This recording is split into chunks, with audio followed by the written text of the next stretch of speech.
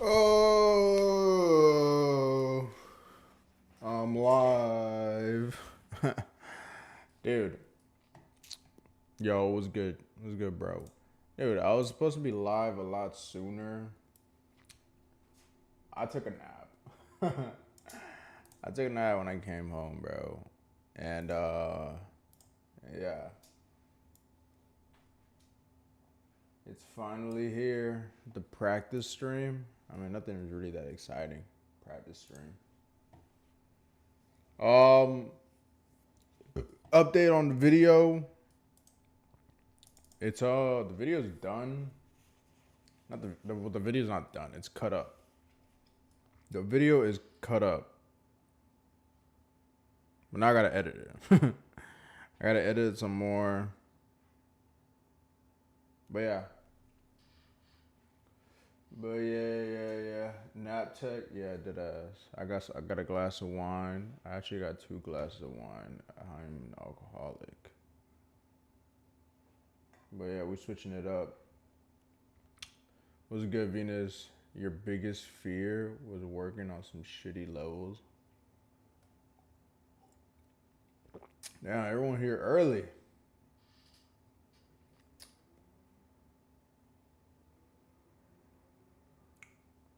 It ain't hard where I live.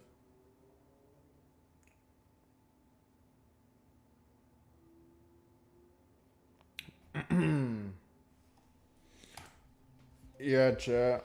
We're doing 9 circles. God fucking damn it. That fucking spinning wheel fucked me.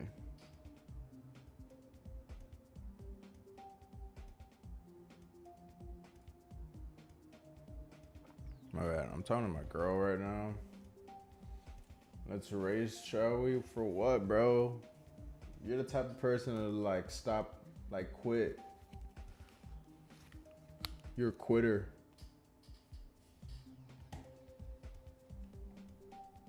These lights flashing too bright. What light? Alright. So yeah. If you guys didn't know, we did a spin a wheel thingy and I got fucking 9 circles. So yeah, we're gonna practice. Oh, I fucking died.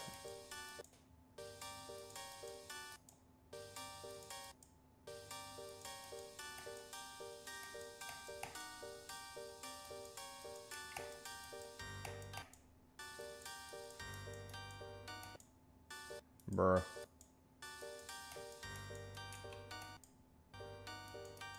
Wait, you don't jump there.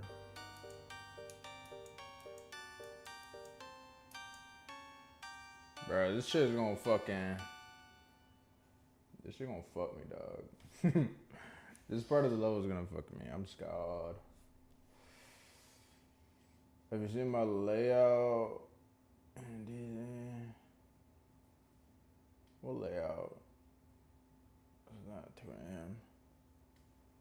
You talking about the video or you talking about the level? There's I did your extra long level. If that's what you're asking. I did that one. It was good.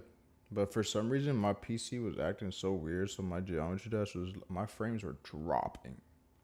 Like I don't know what the fuck was going on. So it wasn't really playing well.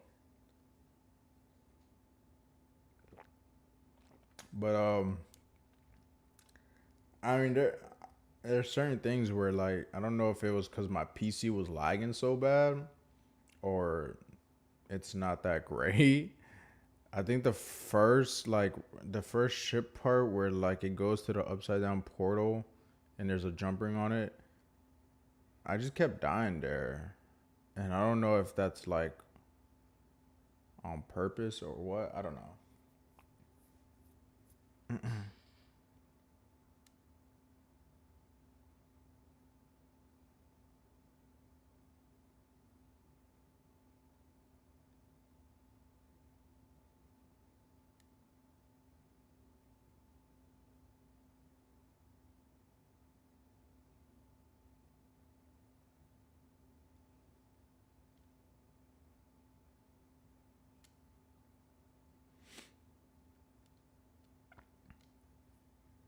I'm trying to make a medium demon. Do you think I could get that? Maybe. Maybe. I don't know. It's gonna be tough. It's gonna be tough. Because I don't know, I can easily fall as an easy demon. Now there's easy demon XLs. I think one that comes to mind is like Dear Nostalgic.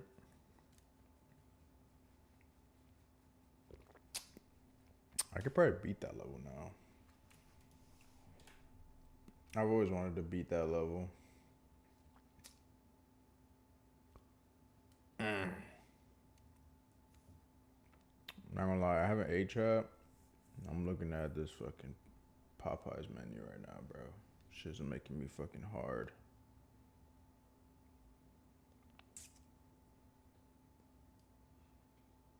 They telling me they got shrimp in here though. Oh, they do have shrimp here.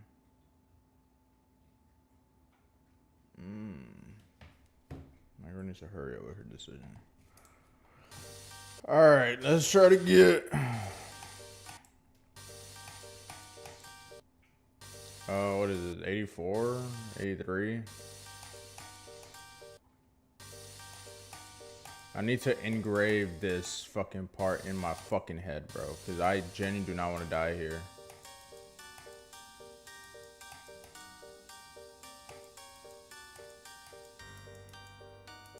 Fuck me.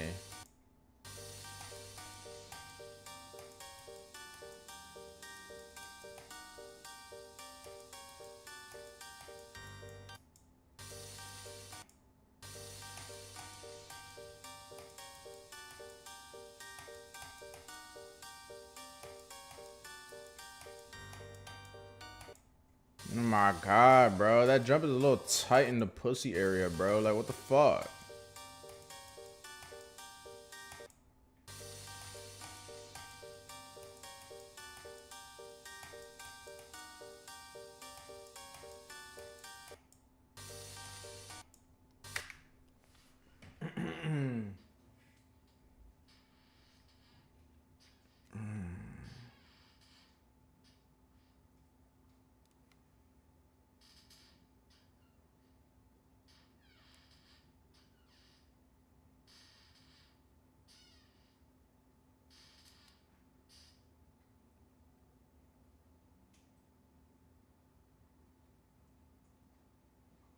Okay, she wants the shrimp combo.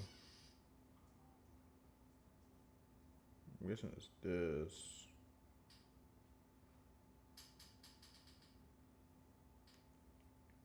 Hold up, I gotta ask her what she want her shrimp.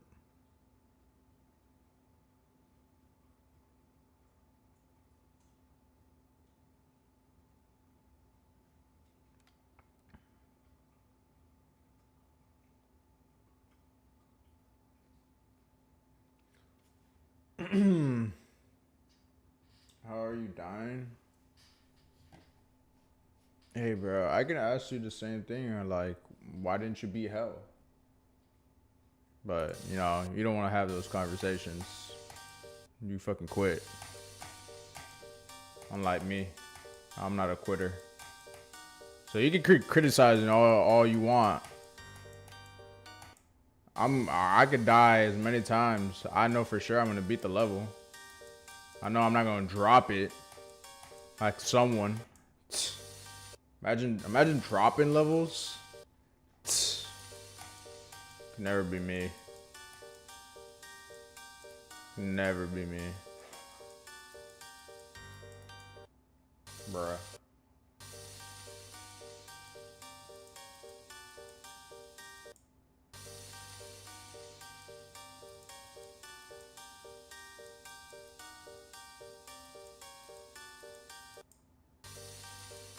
Bruh.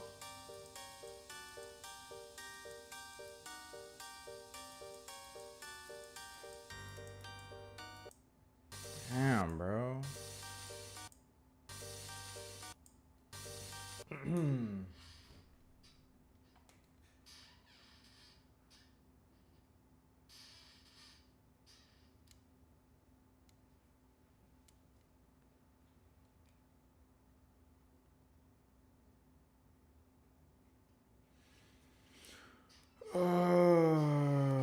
she want lemon pepper.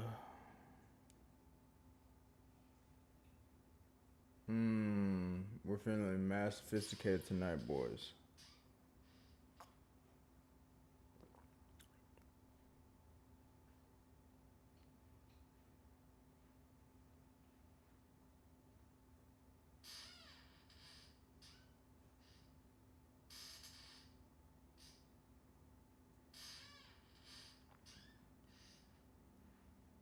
She probably wants a Coke. Alright, time to order my shit.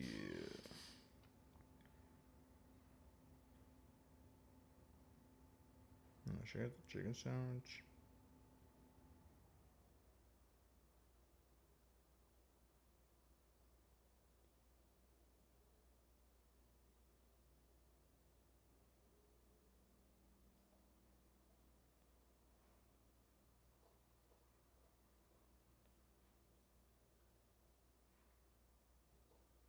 I don't want no bev.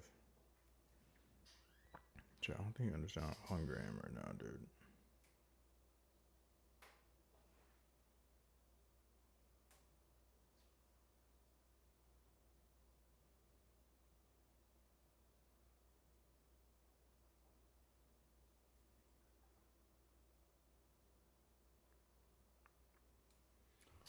Oh.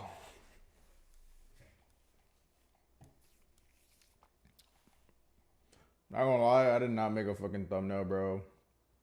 I was so lazy.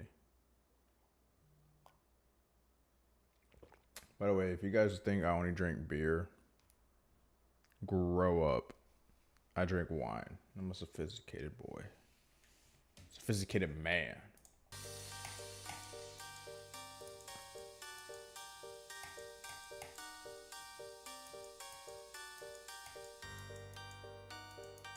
Fuck you, me, the fucking fakes.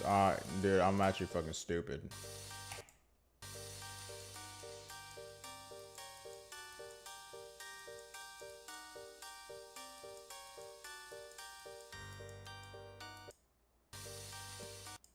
I always do that jump so early, bro.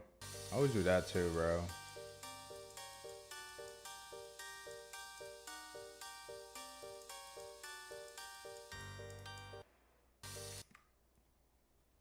Holy shit.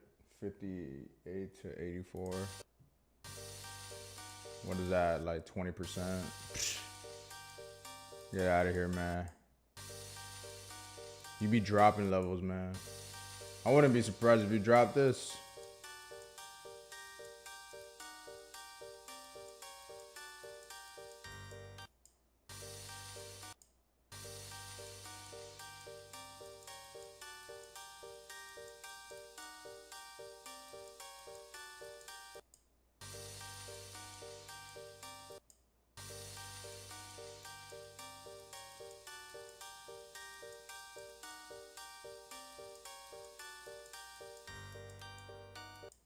Oh my fucking god. I don't like that jump.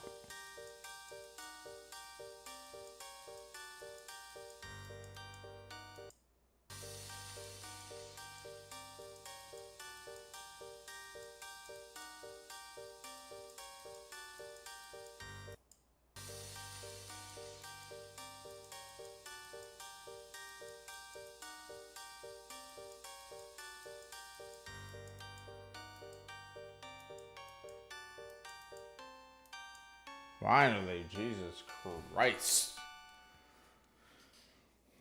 Alright, 84 to 100.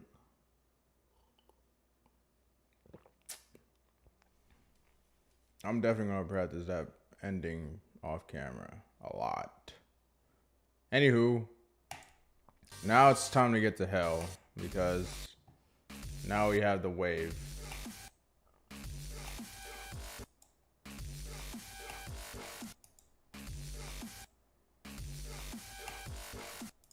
Oh my god.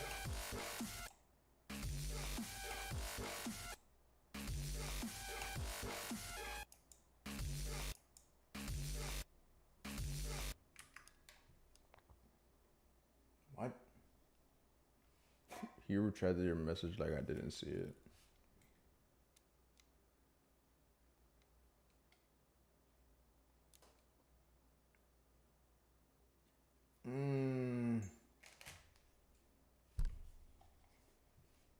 Good evening. Good evening. Good evening, man. 9 circles I see. I mean, that's where the spinning wheel landed on. I don't know what you want me to tell you. Read the ending in 2 attempts. Hello, guess who's here? It's Pack. What's good, bro? Alright. Let's try to figure out what the fuck I do here.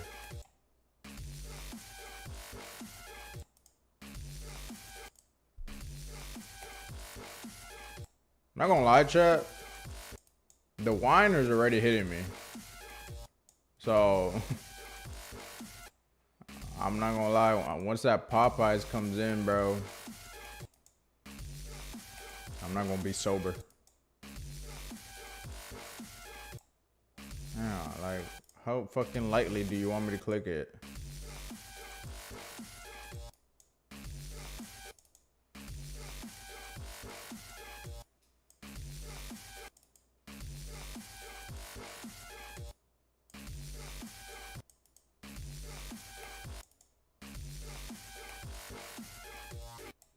Alright.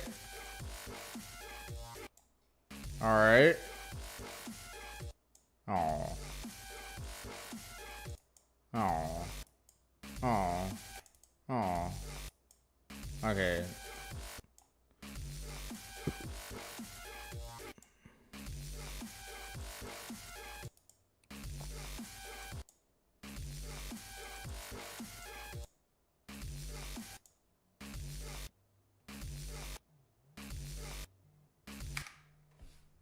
Bro.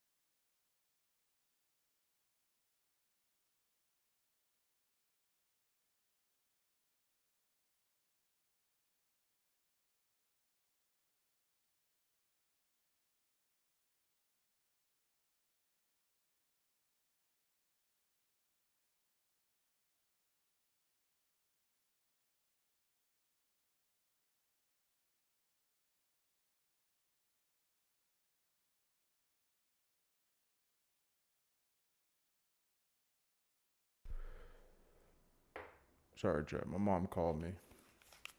uh,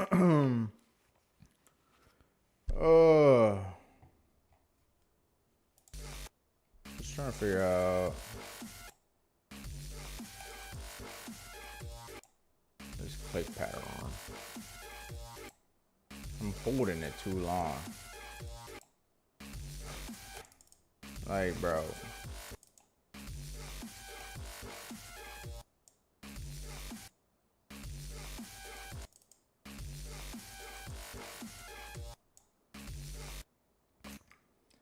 Every year, start POS in 1 attempt. You're bragging. I just started on this. Like, I have not touched this level, so. But you didn't beat hell, though.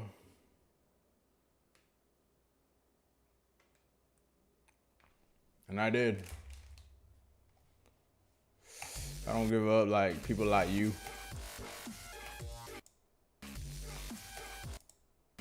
You keep bragging. I'm gonna brag too.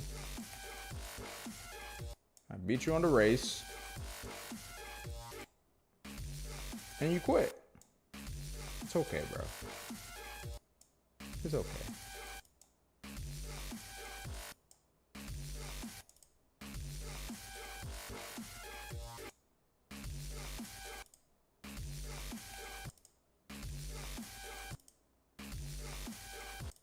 Bro.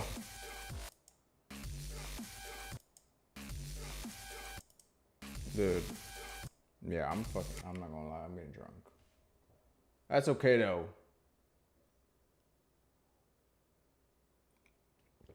I got food coming in the way that's just gonna lock me back in. But I'm gonna get more wine.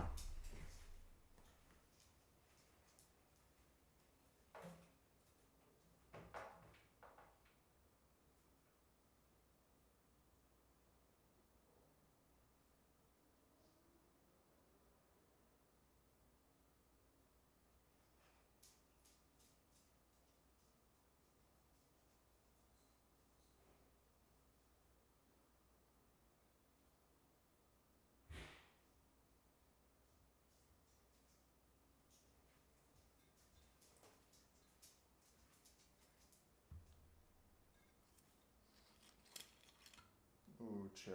We're pouring the wine. Hold up. You guys wanna see? You guys wanna see? Let me show you guys how Elegant Man pours wine.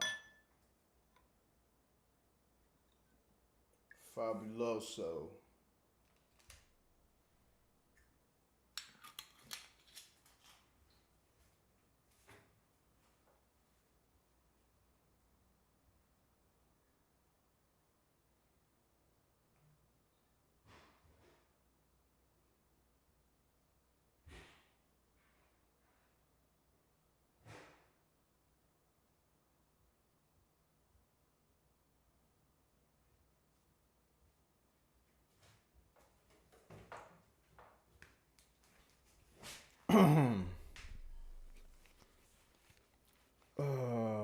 My muscle memory is gone because I haven't played on sugar in a few days.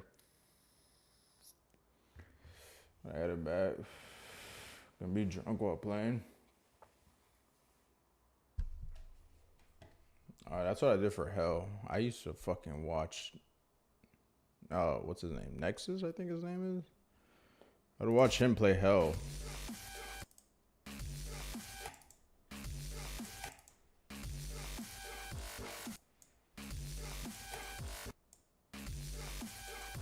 Yeah, I'm not gonna lie. The fact that I'm in pair right now is not helping. Alright, that's the furthest we got.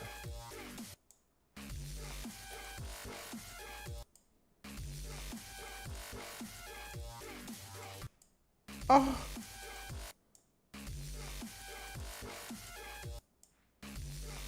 Hey, sir. Can you try my level? I'm in the middle of practicing. So, I'm gonna have to decline.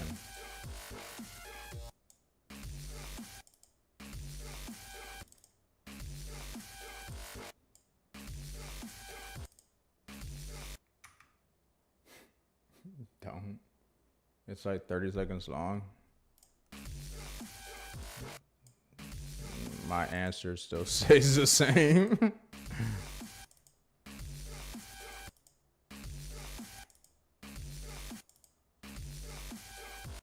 Bro.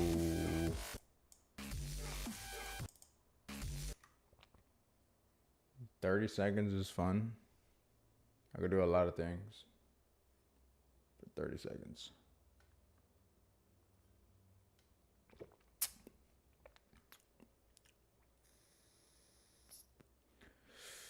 Oof.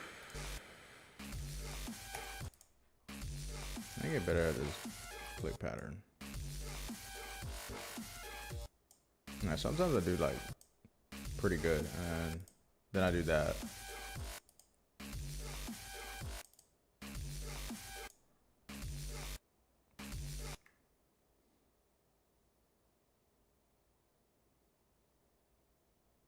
Answer is not that hard. This is not supposed to be a hate comment, just a fact. I'm not good at the wave. I don't know what to tell you. I'm not good at that. This is my weakest part of gameplay. So it's going to be a little more harder for me. That's why I'm practicing. It's sometimes people lack comprehension skills.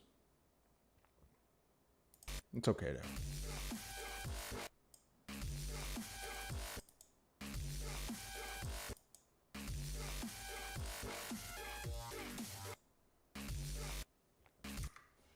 All right. I'm also drunk. I'm not drunk. I'm like tipsy though. Mm. But yeah, once I eat my food, I'll play better. That shit's.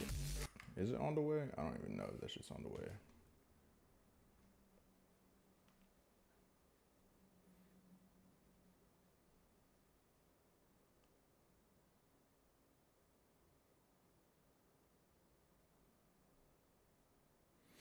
Hmm.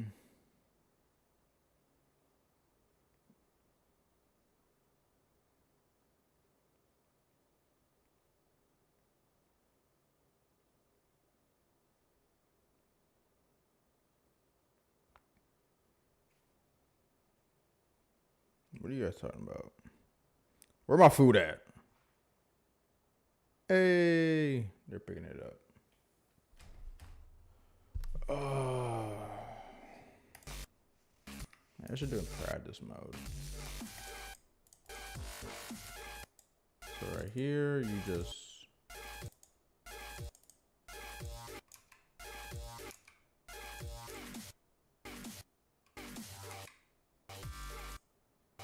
Okay.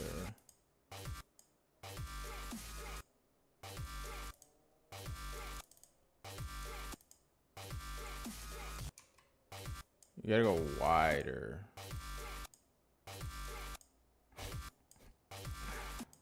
I can't even get mad. I'm too lit right now. And then.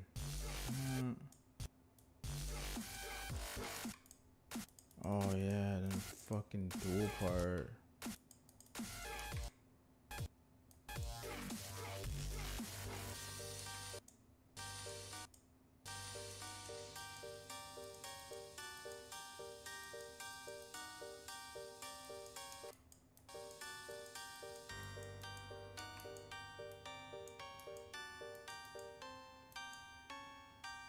Okay.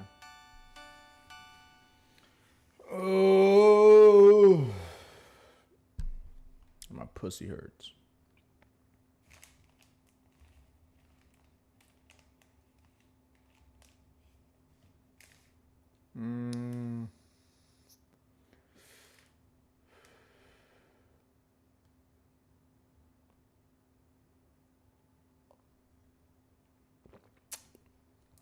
All right.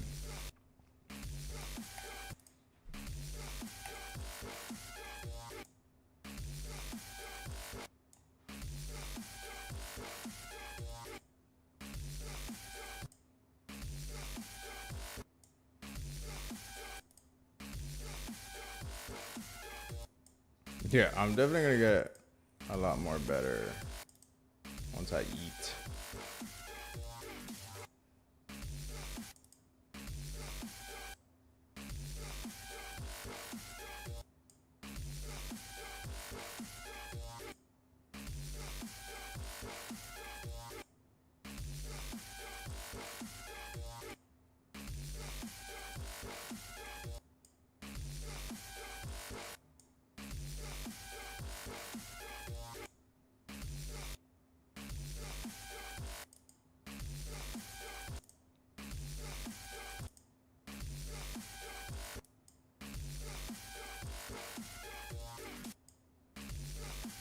It's too fucking early.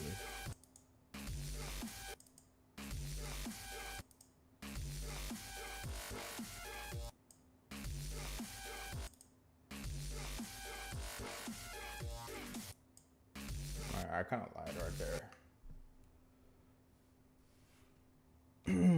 I'm a waste spammer Gaza, your maybe cook. Dude, have you guys not seen me like practice? After all the levels I've done, have you guys not seen me practice? You guys know how this goes. I'm tired of like being like, oh, I don't know if I can do this. Bro, man, fuck that. I can do this. It's just gonna take time. That's fine.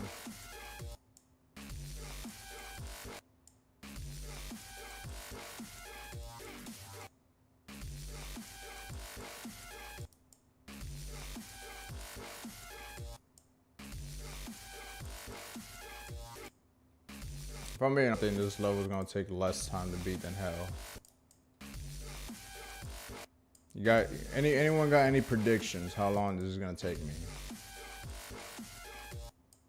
Last level I did one practice stream, and then the next stream I beat it from playing from zero.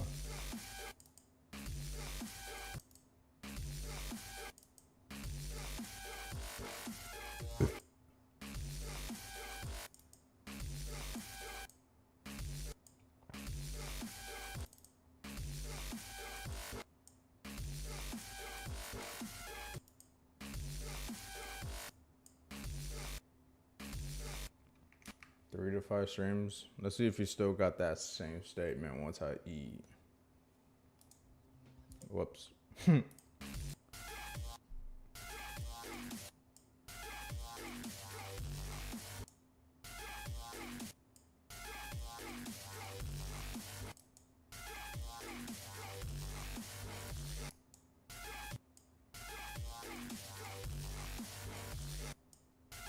this part is not that bad.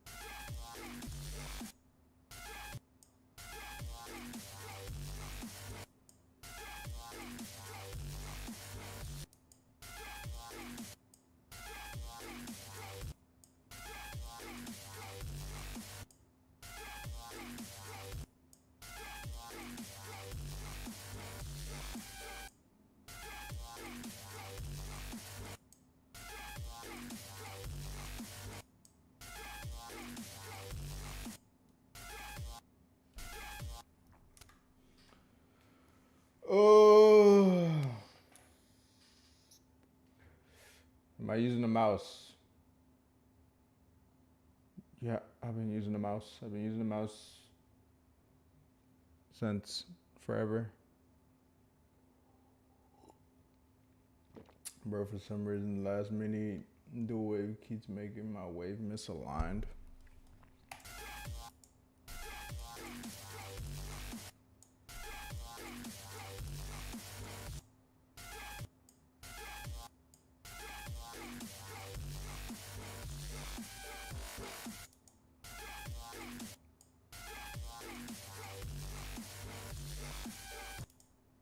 I keep dying to that motherfucker right there, bro.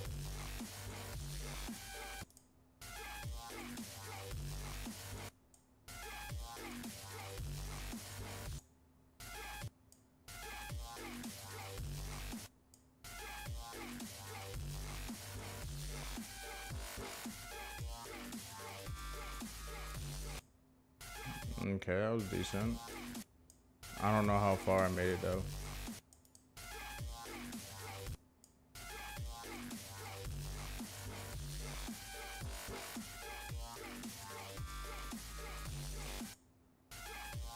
I'm doing this while tipsy. Man.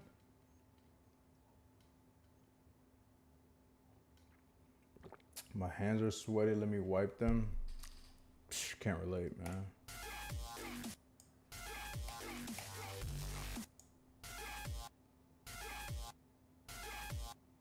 You're in the start POS. That's me, by the way. Yeah, I mean, like, I heard that, you know, a good thing is to do other start POSs so you don't get frustrated.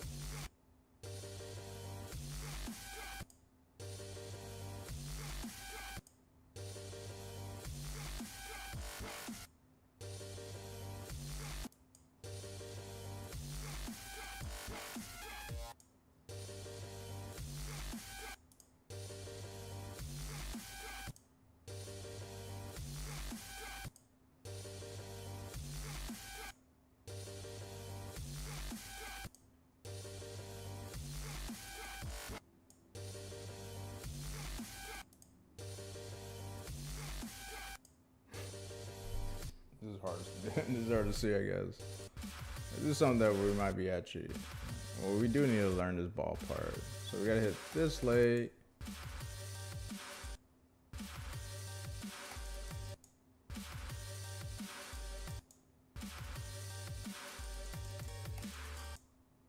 You don't hit that one.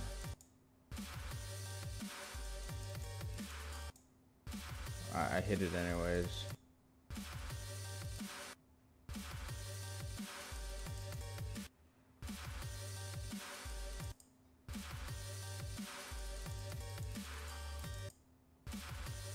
That one you gotta hit late.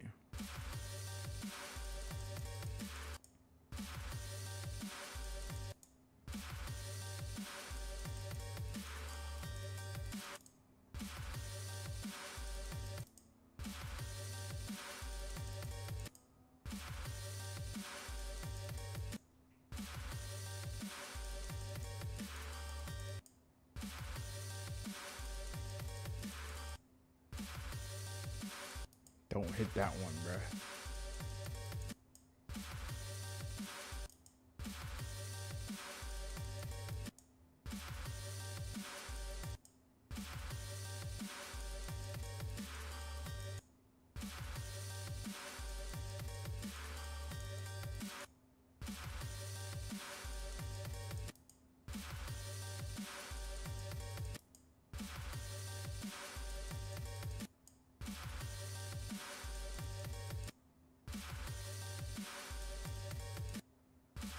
Damn, bro, I'm not hitting that shit late enough.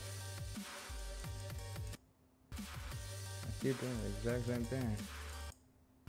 And then I hit the fucking one I'm not supposed to hit.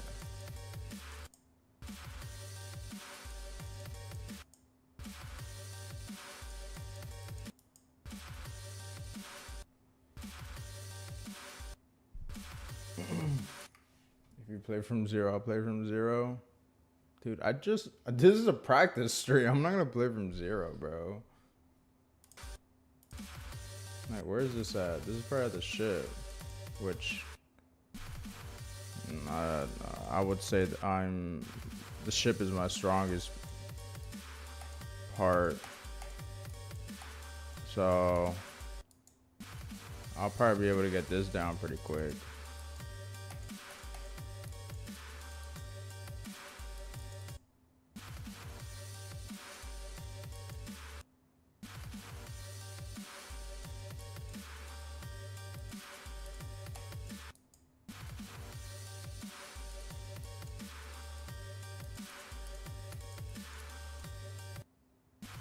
That was too much clicking. Let's send it from next stream. I gotta eat first, bro. If I'm being honest, I'm like mad tipsy. Alright, that white wine hitting. I feel good though.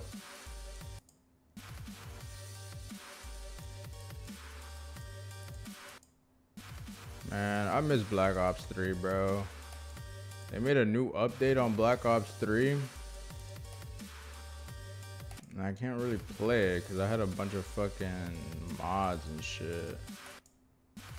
And that update kind of fucked it up.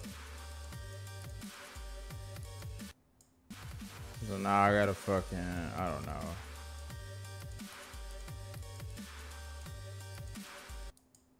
I gotta deal with it. I was planning on doing like a high round zombie stream, but the update kind of ruined my plans, I guess.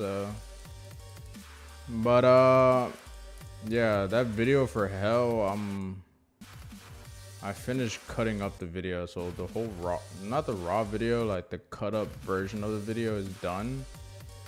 There's probably like a little things I need to add here and there, but other than that, the video is basically done. And once I upload that video, I'm gonna start my new playthrough, which is gonna be Spider-Man 2. I've been holding back Spider-Man 2 because I just became I started playing Resident Evil, and yeah, Resident Evil was very fun. So then when I heard that Resident Evil was coming out in February, I was like, shit, I gotta do that. So I've been holding back the Spider-Man 2 series, but now that I beat Resident Evil Requiem, we're gonna do a Spider-Man 2 playthrough.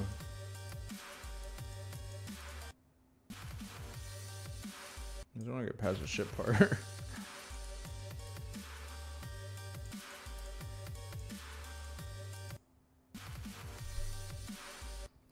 Oh, this level used to piss me off.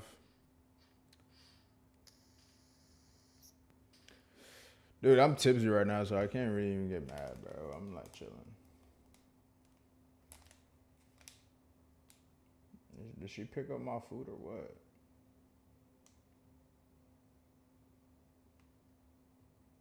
The fuck? She still hasn't picked that up? I'm gonna get more wine then, I guess. Ugh.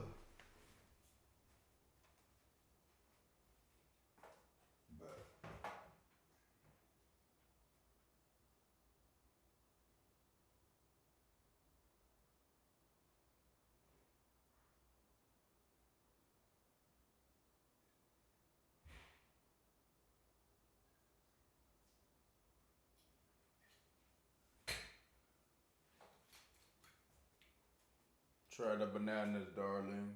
They're dashing.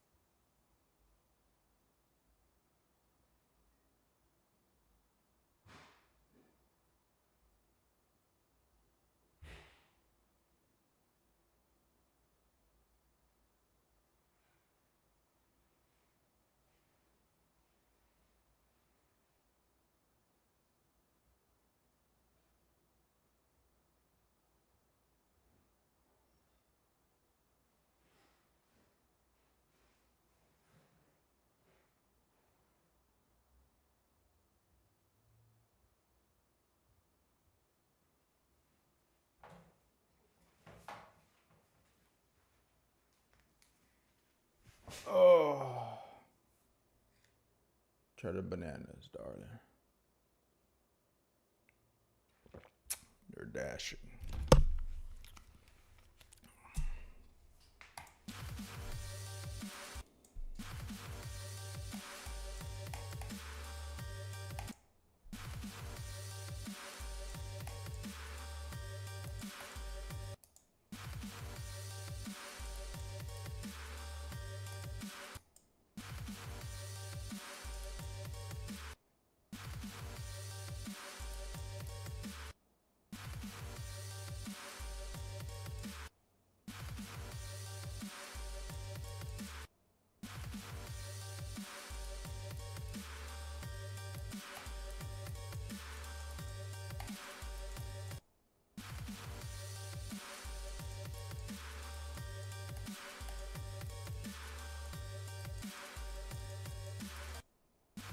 I always click so hard right there.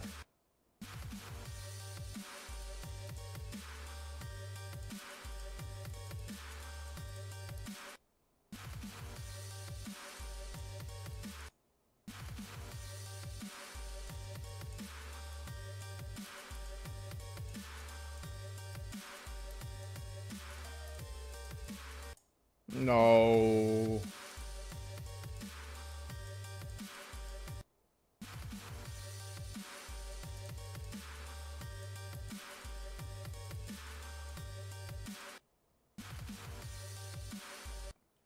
Finally, my food's on the way.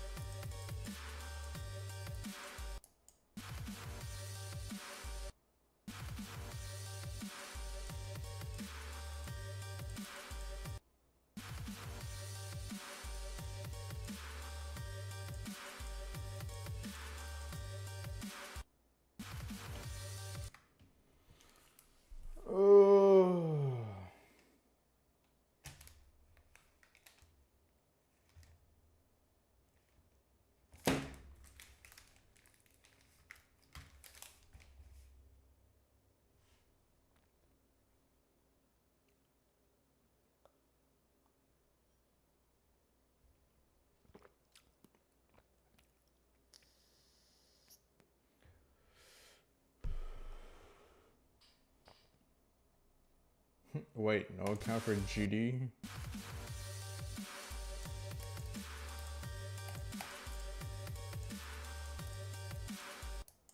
Bro.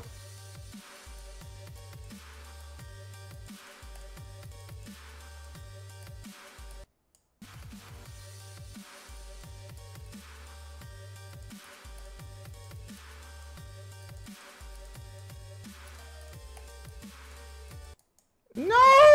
I was so close. Alright, I gotta lock in. My fucking food's about to be here.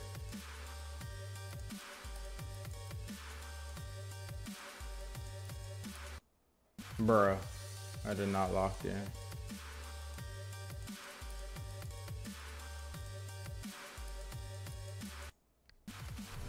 Alright, my food's here. God damn it.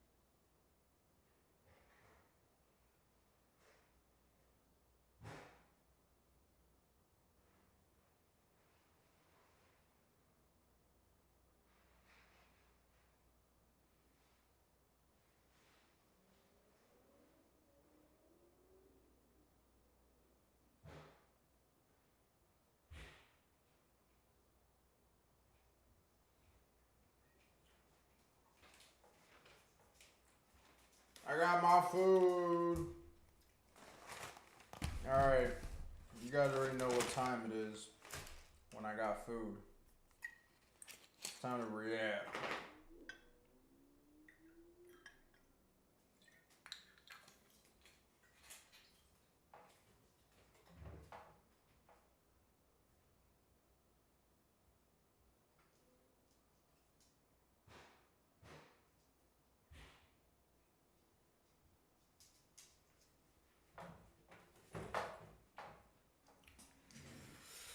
Alright.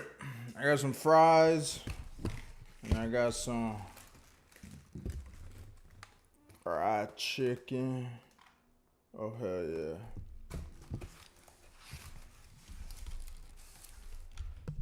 Oh, hell yeah. Oh, boy. Anywho.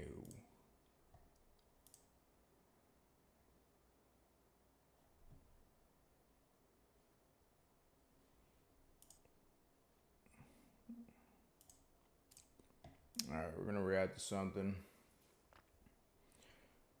You know what, chat? We're gonna react to some educational. Give me fry, please. I need this, Chico. Oh no, you on some fat shit. What do you guys want to see?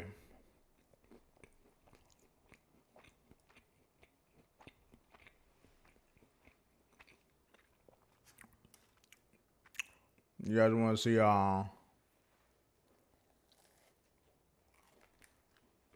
my stomach come kind of empty? Get your money up, boy.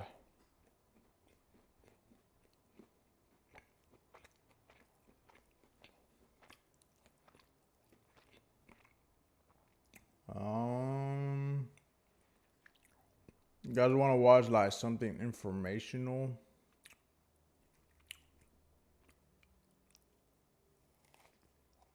I haven't eaten. What are you, my son?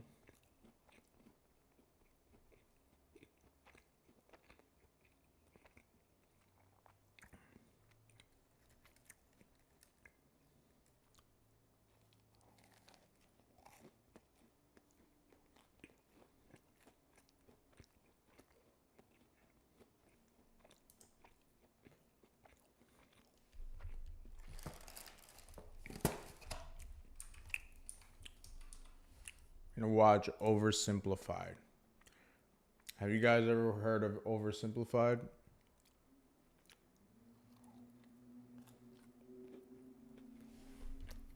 Basically, what his channel is he just simplifies history, and he has like cool animations. And since you guys probably don't know me, or don't know me like that, you guys probably don't know that my favorite subject is history. I love history. History is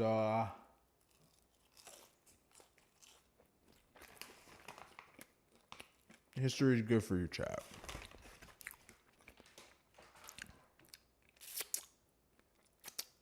I don't know if you guys ever heard the saying of history repeats itself. Yeah, if you don't learn history, history tends to repeat itself. I flipped 51 to 100% on 9 circles. It's on my recommendation.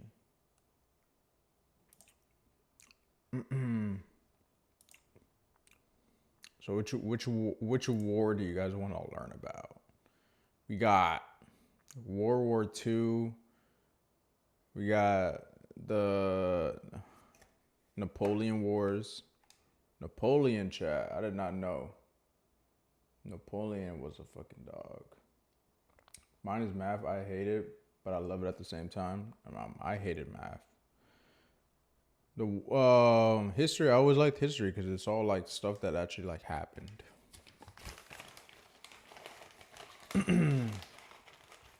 Napoleon was a dog.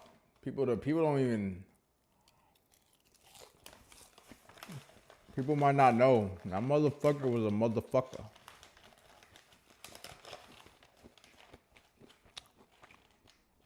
We got the Civil War.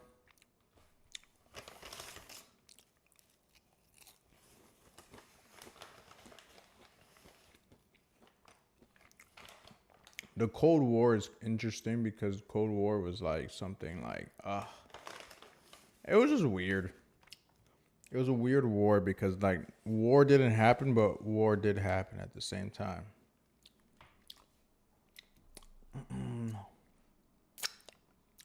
Fuck it. We'll watch World War II. That's like always like the most popular one. We're gonna talk about the funny mustache boy. I'm letting you guys know right now. The funny mustache guy. Not really that funny though.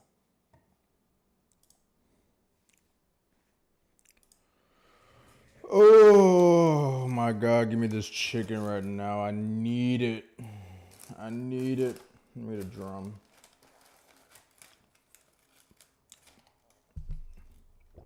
By the way, what grape is percentage and find a base? What?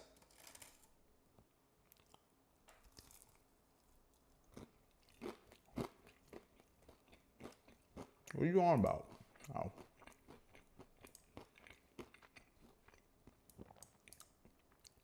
Churchill was a man with many talents. He was an artist, a butterfly enthusiast, and he had an unpublished manuscript about aliens. Clearly, he was a man with an insatiable thirst for knowledge.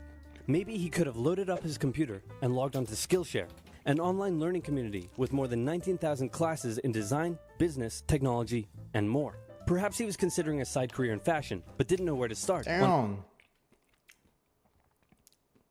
This bro's broken. I hate you.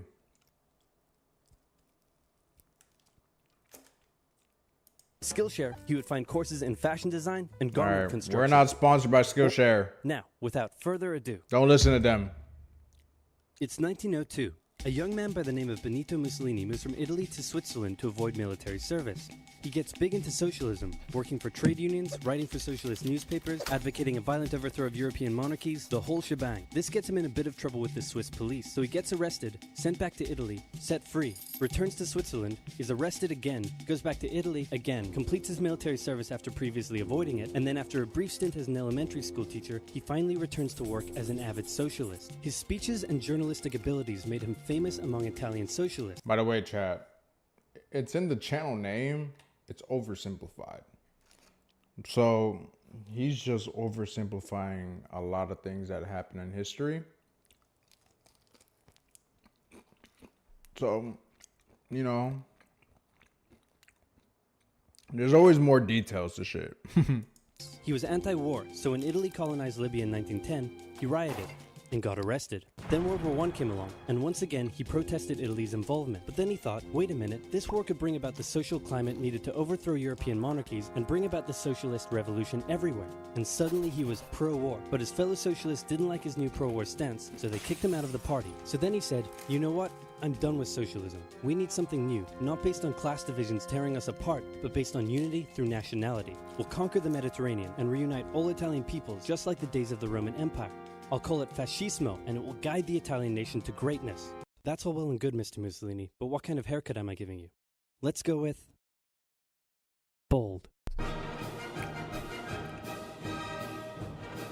He wasn't even bald in some of these pictures, which is kind of funny. He was mostly bald, though. I don't know why his eyes are like that, though.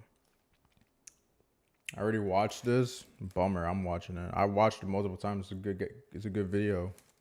Why you hating? I love me history.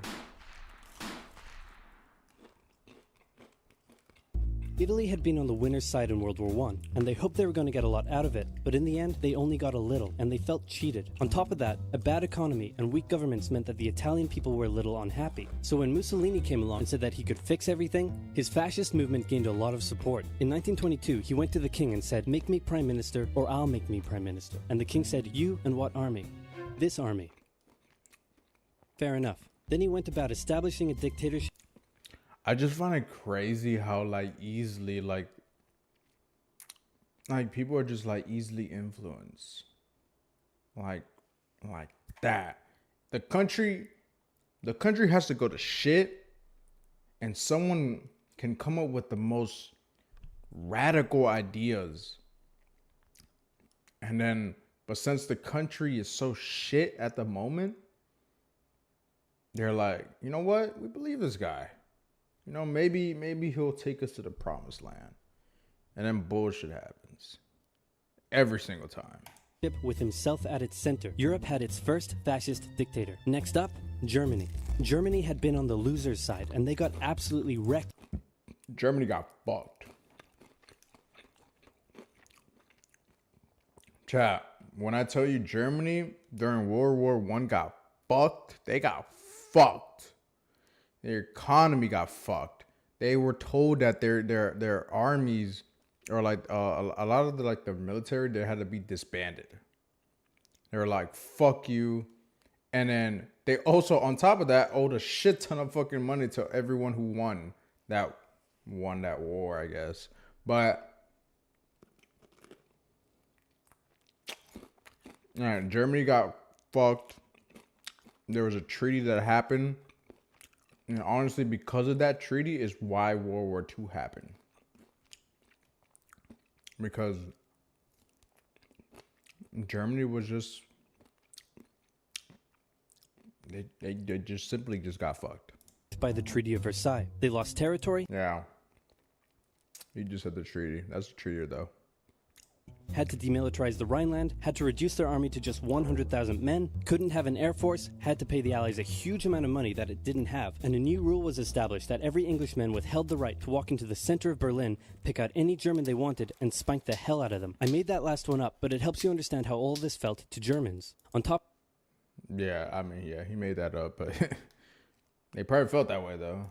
of that, a bad economy and weak governments meant that when a small angry man with a silly mustache came along and said that he could fix everything, the German people loved it. Hitler had been a soldier during World War I, and he was crazy patriotic, and nobody was madder than him about Germany's humiliation. He helped start a new political party, and in 1923 attempted a march on Munich with his boys. And then he got arrested. But his popularity grew, and in 1933, the president made him Bro, they like blurred up. They blurred the shit, bro.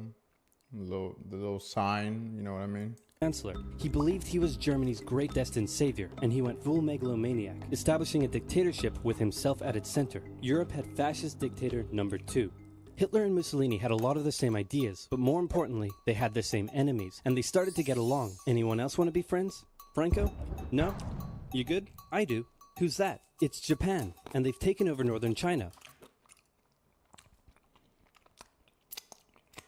See, I got a problem with World War II. A lot of people really like to focus on Germany. Yeah, obviously that's the funny mustache guy. But a lot of people like to focus on the fact that, like, oh my God, it was just Germany. Yeah, it was like the evil, like, it wasn't just Germany. It was Germany, or Germany, Italy, Japan, and Russia for a little bit until Germany turned on Russia. Because, I mean, ultimately, Germany wanted to fucking just take over the whole goddamn world. Let's rewind a bit. Japan had isolated itself from the rest of the world for over 200 years until the Americans showed up and said, you're going to trade with us and you're going to like it. Then the Western powers imposed a bunch of unequal treaties, meaning Japan's economy was bust. They also had no natural resources, so they decided to go get some. They went to war with China to gain a sphere of influence over Korea, and they took a bunch of China's stuff. But then the West said, hey, cut that out. And since Japan couldn't take on the West, they said, okay, I guess we'll just go home. Wait a minute, what are you doing? Taking advantage of a weakened China and setting up spheres of influence. But I was the one who weakened them. We know. And you guys didn't let me have anything. We know. That seems unfair. We don't think so. Okay, see ya. So Japan thought, screw this, and went to war with Russia, and stunned everyone by actually winning. Then they fully annexed Korea, but they didn't stop there. In World War I, they took Germany's colonies and islands in Asia. And then in an incident that was maybe staged by the Japanese army, a bomb blew up a Japanese train in Manchuria, giving them an excuse to launch an invasion and take over. So here's the situation. Nazi Germany, Fascist Italy, and Japan all believe they're racially superior, all feel hostility towards the Allies, and all want to militarize and take over more stuff. And so they did. Let's start with Germany. Hitler hated the Treaty of Versailles, and now he was ready to begin undoing it. In complete violation of the treaty, the first Chad, if it wasn't for that fucking treaty, a lot of things in history would be different. That treaty really was just so fucking bad. Like, don't get it wrong. Like, yeah, Germany lost World War I and shit.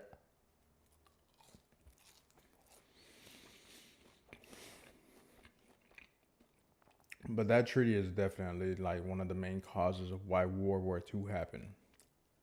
I mean, because of that treaty is because why the economy of Germany was just went to fucking shit. It just went boop to the point where people, like the middle class people of Germany, could not even fucking buy bread. Like, bread was so fucking expensive. That's how bad it was. There was people starving during that time. So then when you got like someone like Mustache Boy, you know, speaking like the way he's speaking and then talking about like, I can bring Germany back, people are going to believe in him because they're in a weakened state right now. I'm not trying to excuse what they fucking did because obviously they were very Luftwaffe squadrons They were were set very up, wrong. conscription was introduced, and he pimped up his army. The Allies did nothing. Then Hitler sent his army back into the demilitarized Rhineland, giving orders to immediately retreat if the Allies showed up. The Allies did nothing. With his military re-strengthened, he could now move on to step 2.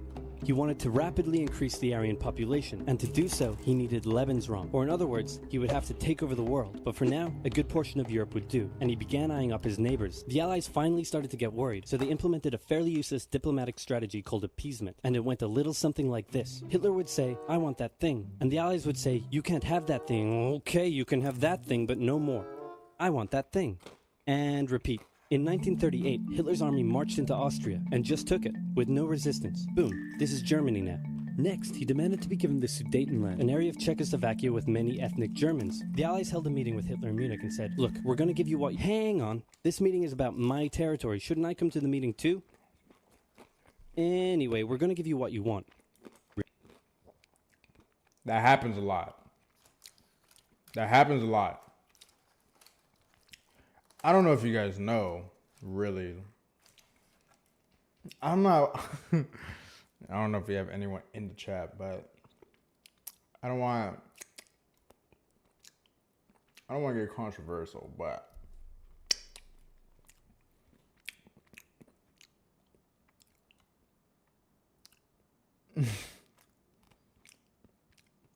Palestine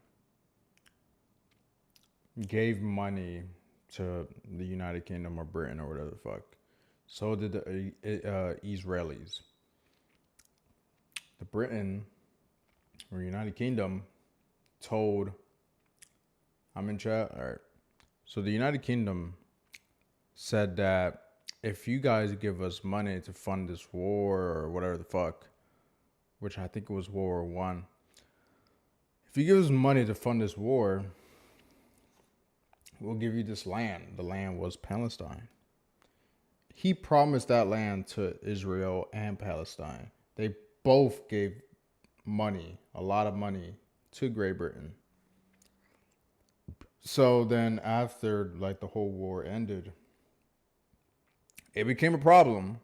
The fact that he promised two countries or two people this land, even though it's the fucking United Kingdom and they don't even fucking own the land. But yeah, you know, both sides gave a lot of money to the United Kingdom because they, you know, the whole thing was, oh, they're going to promise this land for me. They both put up their end of the bargain. But now shit is like iffy, and shit's been iffy ever since then. Ever since then, shit's been shit. So like that's why I'm using that for example. Like a country is literally about to get invaded by Germany, but the two countries that are talking are not even the country that's about to get invaded. Like that doesn't make sense, but you know. Really? Yeah. Just like that? Yep. What's the catch? Just sign this piece of paper promising you won't invade the rest of Czechoslovakia. Okay. Then Chamberlain returned home victorious, waving his signed piece of paper in the air, declaring crisis to be averted and the continuation of world peace, and we built a statue of Chamberlain in his honor, and every day on the 30th of September we celebrate Chamberlain Day. Hitler's invading the rest of Czechoslovakia. What? He's invading the rest of Czechoslovakia. Oh. You lied to me. What do you expect? I'm Hitler. Not to be outdone, Mussolini also wanted to get in on the action. He thought to himself, isn't there a not yet colonized nation somewhere which is so underdeveloped that the people would be defending themselves against our tanks with literal bows and arrows and wooden spears? Oh, there is? Fantastic. And so he took it. Italy also wanted to control the entrance to the Adriatic Sea, so they occupied Albania. Then, in another incident which was maybe staged by the Japanese, gunfire was exchanged by Japanese and Chinese troops at the Marco Polo Bridge, and the Japanese launched yet another invasion against China. They swept through Beijing and Shanghai, and then advanced through the Yangtze Valley to China's then capital, Nanking. It was here that saw the worst of Japan's shocking atrocities committed against the Chinese people. Back in Europe, Germany and Italy made their relationship status official by signing the Pact of Steel. Then, Hitler turned his eyes towards Poland. Chat, when I say that Japan, they did some fucking atrocities, bro. They did horrible things.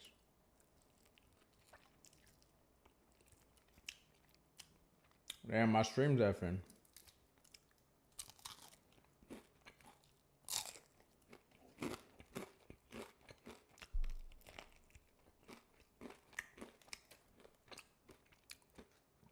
But yeah, like I was saying, Japan, I can tell you guys something to search up. And if you guys search it up, you're going to be like, what the fuck? If you never heard about it.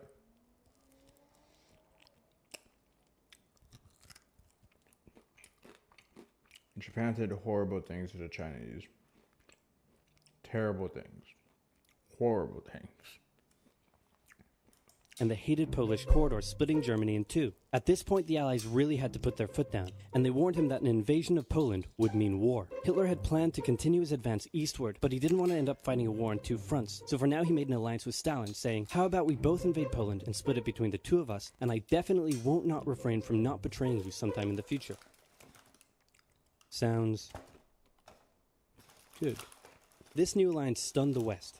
On the 1st of September 1939, German troops entered Poland, and Britain and France declared war on Germany.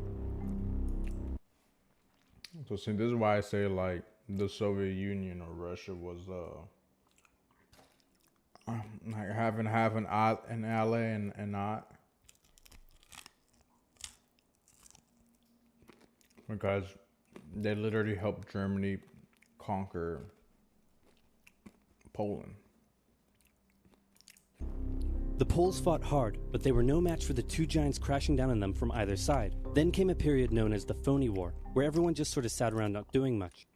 The French had launched a small invasion into the Saarland, but they maintained mostly defensive positions, and after a while decided to just turn around and call it a day. Speaking of France, the French were still super proud of their victory in World War I, and they hadn't really moved on from it. They still used horses, they dispatched messages by motorbike instead of using radio, orders from the commander-in-chief were usually pretty vague, and the troops were rarely inspected.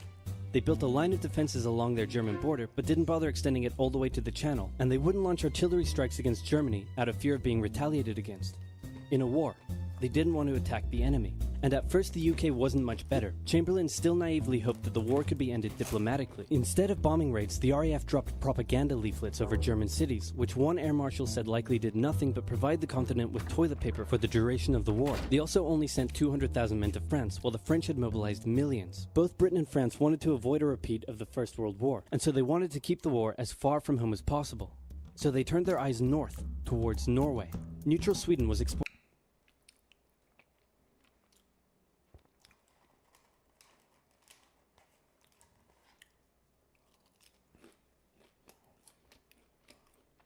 You should, I guess you mean should do, not to. Forest, temple, or fairy dust, because you said it's slowly gonna get harder each. Yeah, but like now we're doing the whole spinning wheel shit, so like, yeah, that's fucking great.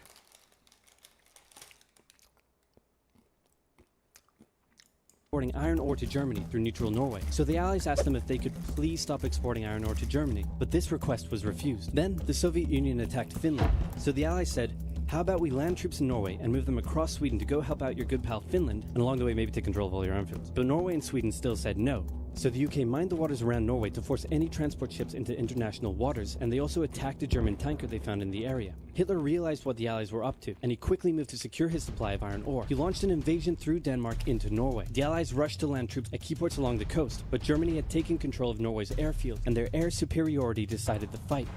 The Allies had to retreat. After this slightly embarrassing failure, Chamberlain resigned and was replaced with Winston Churchill, who had a slightly different approach to dealing with the Germans. Hitler's overall strategy was similar to Germany's First World War strategy. Churchill was it Churchill? I think it was Churchill. Yeah, I'm pretty sure he was a fucking racist. I mean, this is like 1940s. This is in the 1940s. Mostly everyone there was fucking racist as shit. Is this oversimplified? Yeah. Yeah, I got food and we're watching this. strategy. Attack France, defeat France, knocking out the UK in the process, then turn on the Soviet Union and win the war. During the phony war, the Allies had given Hitler time to prepare his forces. Now, he was ready to attack. The Allies had wanted to place troops in Belgium, but Belgium had refused, and in a move that surprised pretty much no one, Hitler launched an invasion to get around France's defenses. The Allies charged into Belgium at full speed to meet the German invasion head-on, and it looked like a repeat of the First World War was coming. But this time, Hitler had a trick up his sleeve. Blitzkrieg. As the Germans advanced, they sent thousands of refugees westward, slowing down the Allies. Then, to the south, the French had left the Ardennes, an area full of hills and forests, pretty underdefended because they thought it was naturally impenetrable. Well, the Germans were about to penetrate it with everything they had. They smashed 50 Wehrmacht divisions through and encircled the Allied armies at lightning speed. The best of the Allied forces were now trapped. The Germans squeezed in from all sides, taking out France's best armies and nearly wiping out the British too. But they managed to make a desperate last-minute escape at Dunkirk, with British civilian ships even making the perilous journey to bring their young men home. With most of the French forces depleted, the Germans breathed. All right, chat. I'm gonna tell you guys something that if you're not into history, that you probably might not know. But apparently, during this time, a lot of these soldiers for Germany. I'm not gonna say their party, but a lot of those soldiers were apparently on meth, and that's why they were like so fucking. Is this related to Nine Circles? I'm eating food and I'm reacting to a video. I took a break. Get off my dick.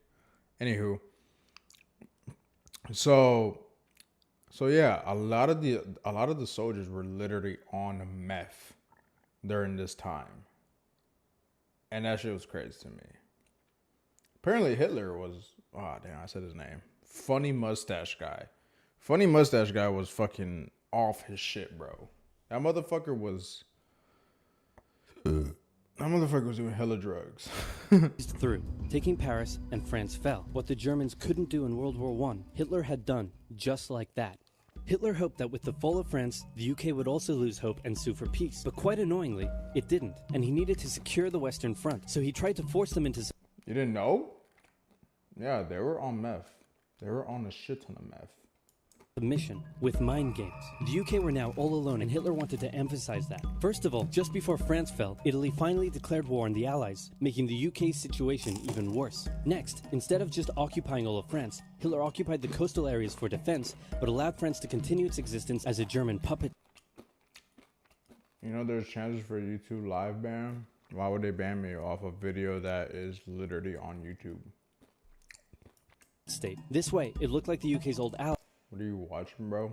I'm watching Oversimplified. It's a history.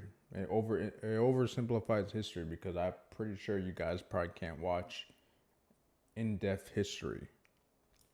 Had decided to switch sides. Hitler also hoped that the UK wouldn't attack any of our old allies' navy bases or colonies in Africa, giving Hitler an extra line of defense to the south. But the UK made sure to respond to this by sailing down to France's navy base in Algeria and wrecking a bunch of ships. So have at it. Hitler then began laying down plans for an invasion of Great Britain. Before German troops could land on British soil, he would first need air and naval superiority across the Channel. Waves of German bombers came, while the completely outnumbered RAF worked bravely around the clock in an attempt to quell the German attacks. At first, the Luftwaffe targeted British ports and coastal facilities. Then it attacked RAF bases, crippling the RAF's ability to defend the nation. And it looked like Hitler's Great British invasion was coming. But then, Churchill ordered a small, pretty insignificant bombing raid over Berlin. It didn't do much damage, but Hitler was furious, and he immediately ordered the Luftwaffe to refocus its attacks on civilian targets in London. Children were sent off to the countryside away from their parents to avoid danger, and frequent trips to air raid shelters became a daily occurrence. But British morale held firm. Smiling, knitting, lounging casually, these people have balls of steel. This refocusing on London also gave the RAF breathing space to reorganize, so Hitler kind of shot himself in the foot there. Just the foot for now. Finally, the Luftwaffe sent one.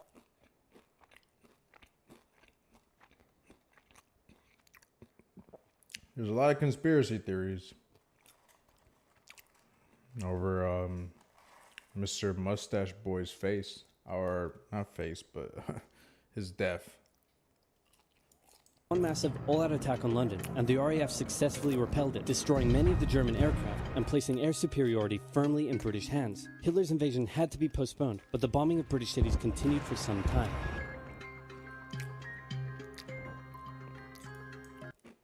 You guys want to watch part 2? I'm still not done eating. Fuck it. This video was made possible by Skillshare. I'm not sponsored by them. Stick around until the end of the video to learn how you can get an exclusive deal just for overseas war, Stop. particularly in the African and Italian campaigns. On the Axis side, Germany, Italy, and Japan signed the defensive tripartite. So if you got any new people here, quick recap. This is about World War II. World War II had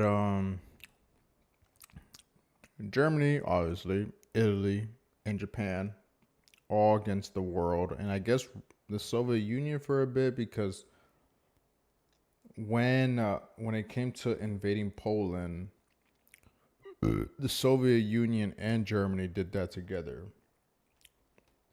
They both invaded Poland until eventually Germany was like, I want to invade you now.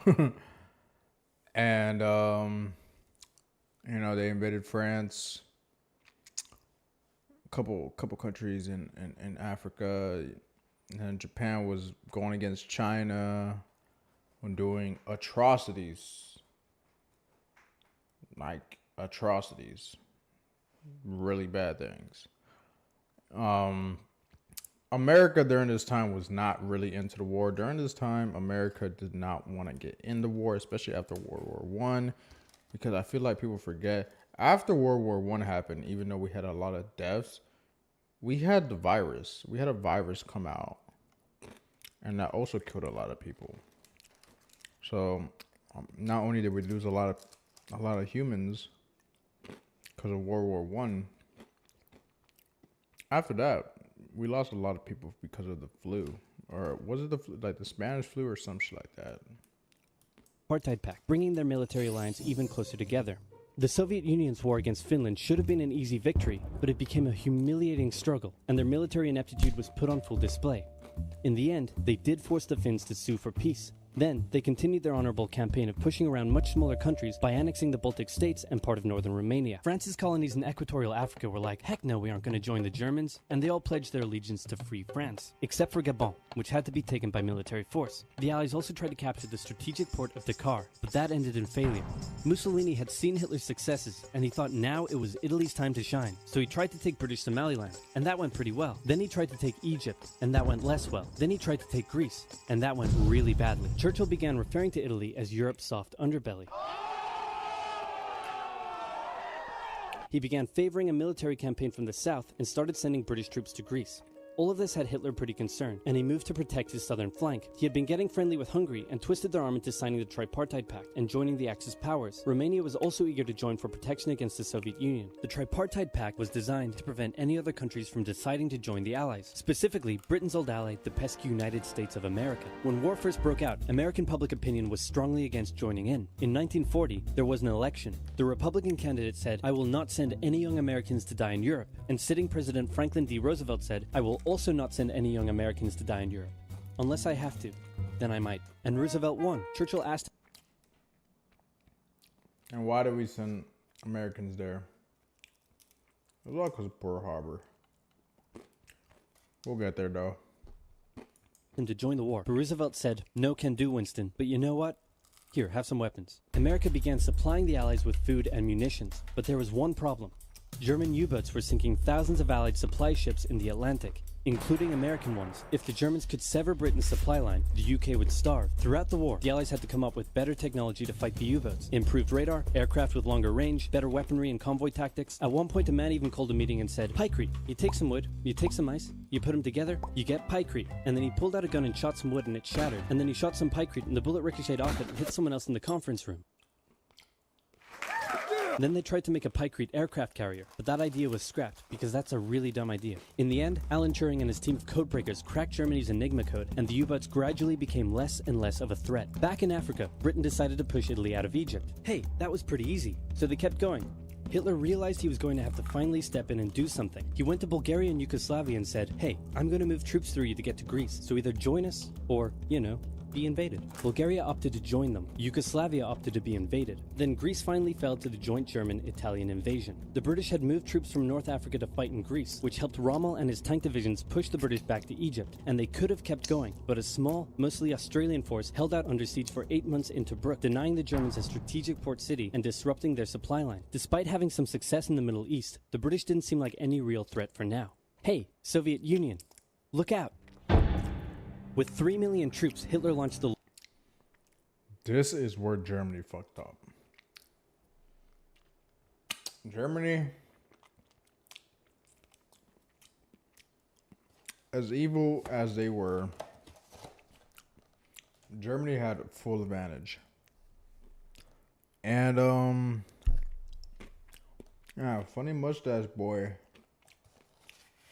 He just got too eager, bro.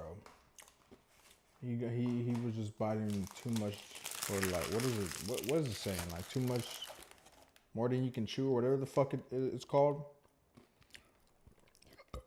That's basically what happened. Because, yeah, him going after the Soviet Union, even though the Soviet Union literally helped them invade Poland. Meh. But yeah, this is where Hitler fucked up. Or funny mustache boy. This is definitely where he fucked up. I'm back. Welcome back. Largest ground invasion in history, and Stalin was far from ready.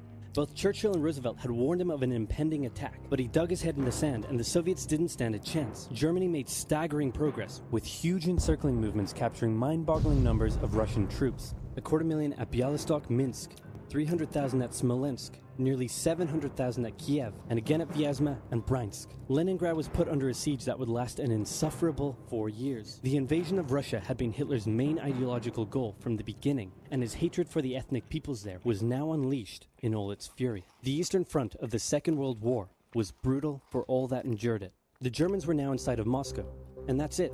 It's all over. But then it happened. It got cold.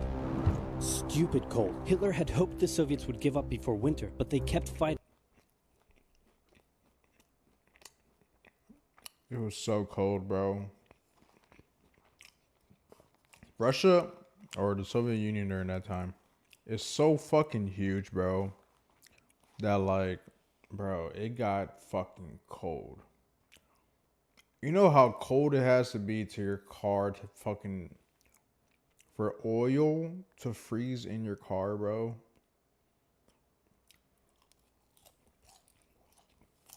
That's fucking cold. His commanders came to him and said, "Can we please dig in for the winter and wait until spring?" "No, keep going." "But oil is literally freezing inside our vehicles." "That's fine, keep going." "We're having to leave the corpses of our frozen horses by the side of the road so we can still find our way in the snowdrift." "Perfectly normal, keep going." Hitler hadn't given his millions of men winter clothing and supplies because he thought he really should have won by now. Then, Stalin called in troops from the Siberian front, specially trained to fight in the extreme cold, and the Germans were no match. They were now being pushed back. They had no choice but to dig in and wait for winter to end. Germany's victories were staggering, and Japan was eager not to miss the victory bus. Their war in China had come to a standstill, but they wanted to keep expanding their sphere of influence and getting those sweet, sweet raw materials. They began making plans to expand southward, but there was a problem. Southeast Asia was heavily colonized by America and Great Britain. It was also full of ocean. Ocean meant naval combat, and there was no way the Japanese Navy could stand up to the US and the UK. So they thought, wouldn't it be nice if we could destroy their navies before we begin our conquest? And so it was. On December 7th, 1941, the Japanese launched a surprise air raid on the US Pacific Fleet. The famous Pearl Harbor, chat.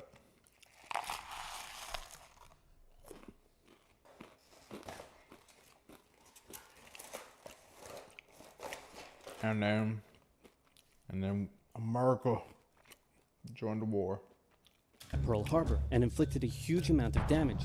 They also attacked British colonies in Southeast Asia. Roosevelt had no choice but to declare war on Japan, and so did Churchill. Hitler then declared war on America, even though he totally didn't have to. The attack on Pearl Harbor seemed like a big Japanese victory, but they didn't attack any of the naval repair yards, fuel storage tanks, or the submarine base, meaning the Pacific Fleet would be up and running again pretty soon. In the meantime, though, the Japanese were able to begin their conquest. They took Guam, the Gilbert Islands, Wake Island, Hong Kong, and the Philippines. They forced Thailand to join them so they could march their troops through to Malaya. They swept through Singapore, North Borneo, the East Indies, New Guinea, the Solomons, and they were now threatening northern Australia and the borders of India. Japan's victory had been as staggering as the Germans, and it reinforced the Japanese idea that this was a divine war which they were destined to win. But their victories had been based on speed, not power, and power would eventually catch up with them. For now, though, You gotta know that logo. That logo is from the Trinity bombing test, or the atomic bomb.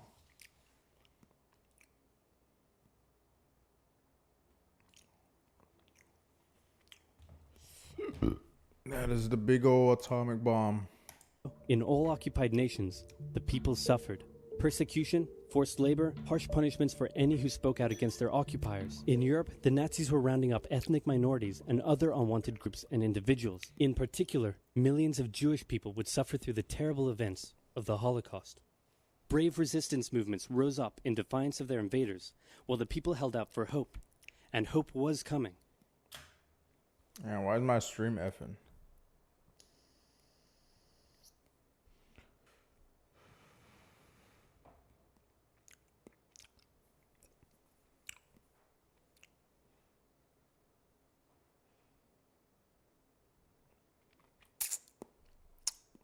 .400 bit rate is crazy.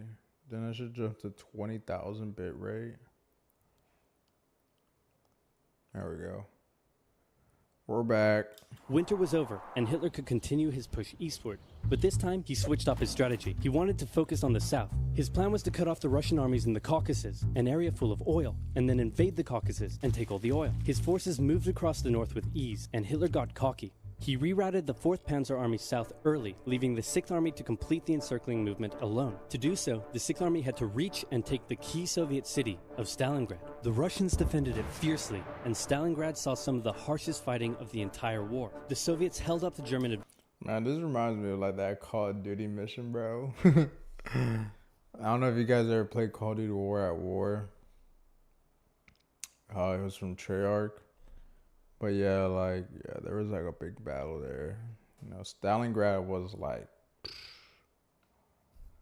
The battle in Stalingrad was really, really bloody. Really, really bloody. advance for 5 months as they battled in the war-torn city, which bought them valuable time. When the Germans had first launched their invasion a year earlier, the Soviets had moved their factories to the east. Those factories had been building a butt-ton of tanks and aircraft and getting the Soviet army up to scratch. Now, it was ready. Stalin gathered his new and improved forces around the city, and in an attack that resembled Hitler's own encirclement tactics, they began surrounding the 6th Army. Hitler's commanders came to him and said, "Hey, maybe we should retreat." But Hitler said, No, you stay." The entire 6th Army was trapped and had to surrender. With complete air superiority, the Soviets started pushing westward. For Stalin, it was a resounding victory. For Hitler, an absolute catastrophe. Things also weren't looking too good for Hitler elsewhere. With America now in the war, Allied bombing over German cities reached devastating levels. In Africa, the British had pushed Rommel back again. Then they were pushed back again, and finally, after a decisive battle at El Alamein, and with American and British troops arriving in the west, the Germans and Italians were squeezed out of Africa. Japan was also already seeing its rapid success being turned around. They attempted to take the island of Midway, but the US Navy was ready for the attack, and they sank Japan's carrier.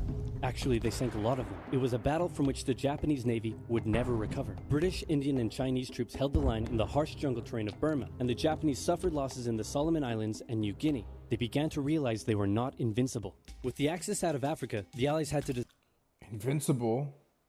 I love that show. If you guys know, you guys know.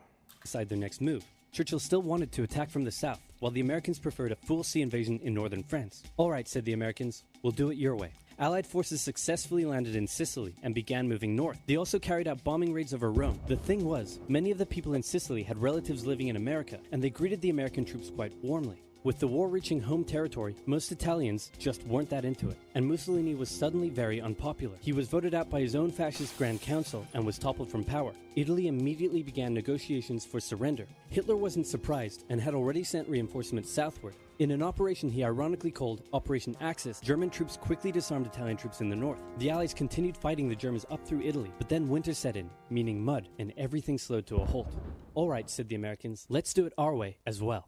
Germany had made itself a lot of enemies, and millions of Allied troops had been gathering in England as factories worked around the clock producing the war material needed for a super crazy massive, the likes of which the world has never seen before, invasion of Europe. The Germans knew an Allied invasion would come, but they didn't know where it would land. Thanks to Allied deception tactics, they thought there was a pretty good So when Germany occupied fucking France, they had a whole bunch of fucking like, what do you call that? I don't know what you call it, but like, it's like these like bunkers with like a fucking big ass cannon, and they just had it all along the beaches for to prepare for this, basically. I don't know if you guys ever heard of D-Day, but yeah, that's basically why. But it wasn't also D-Day where they invaded Omaha Beach, which is the beach where the Americans landed with I think Britain soldiers, and I'm pretty sure Canadians as well. There was also a couple other areas. chance it would come at Calais, but the Allies were really going to land in Normandy because it was less fortified and the beaches were nicer. Under the careful planning of General Dwight D. Eisenhower, the invasion that had been long in the making was just about ready to go. Just one thing was preventing the long weather. For a short while, everyone sat around waiting for a decent day, and then it came. On the night of June 5th, over 1,000 bombers took off and raided coastline defenses, while paratroopers were dropped inland in a bit of a chaotic operation, tasked with sabotaging defenses and capturing key bridges to stop any German reinforcements from reaching the beaches. Early the next morning, the barrage came, as Allied ships fired a huge number of shells at the German fortifications, and then the landings. The Americans at Utah and Omaha, the British at Golden Sword, and the Canadians at Juneau. It was a tremendous struggle with a great loss of life, particularly bad. But I got food. I was eating, and we're reacting to this right now. But we'll be back. Particularly at Omaha, but the Allied troops captured the beaches and the So I was right. landings were a success. Then they began their movements inland. They took the port of Cherbourg and the city of Caen. The Americans moved south to capture Brittany. Then, in a massive disaster for the Germans, British and Canadian troops from the north and Americans from the south trapped the German 7th Army in a near wipeout encircling movement. In August, Allied troops landed in the south of France to little resistance. On one beach, all they found was a Frenchman handing out champagne. Paris was liberated, and the Germans were pushed out of France as the Allies entered Belgium. In the Far East, the Allies started to push the Japanese out of Burma, as the Americans launched a two-pronged offensive in the Pacific. In the south, General MacArthur led the push to liberate the Philippines, while General Nimitz oversaw the brutal island-hopping campaign. American forces had to make hard-fought landing after hard-fought landing on fiercely defended small islands as they moved steadily towards the Japanese mainland. The Japanese believed that the... See, this is why the whole like nuclear bomb thing... Well, actually, the whole nuclear bomb thing was happening. Why we have nuclear bombs is because Germany was also trying to make their own. But then, like, I don't know how true this is, but I did hear that apparently Mr. Funny Mustache guy, look, let me put this in perspective right here. In America, we did not have physics during that time. That's how, like, all like the really smart people came from Europe when it came to like physics and all that shit. Literally, you can search up where fucking Albert Einstein is. He was not American. But yeah, the whole reason why the whole like atomic bomb, nuclear weapon shit happened was because Germany was also planning on making one, but then like Mr. Funny Mustache guy's hatred towards a specific group, he called that type of science, that specific group, science. So there was not really that much belief in it for some reason. I don't know. So That's why America had a really, even though they were behind, they were like in par with the whole atomic bomb race. And then but yeah, like, people would argue like, who would you rather have the bomb with?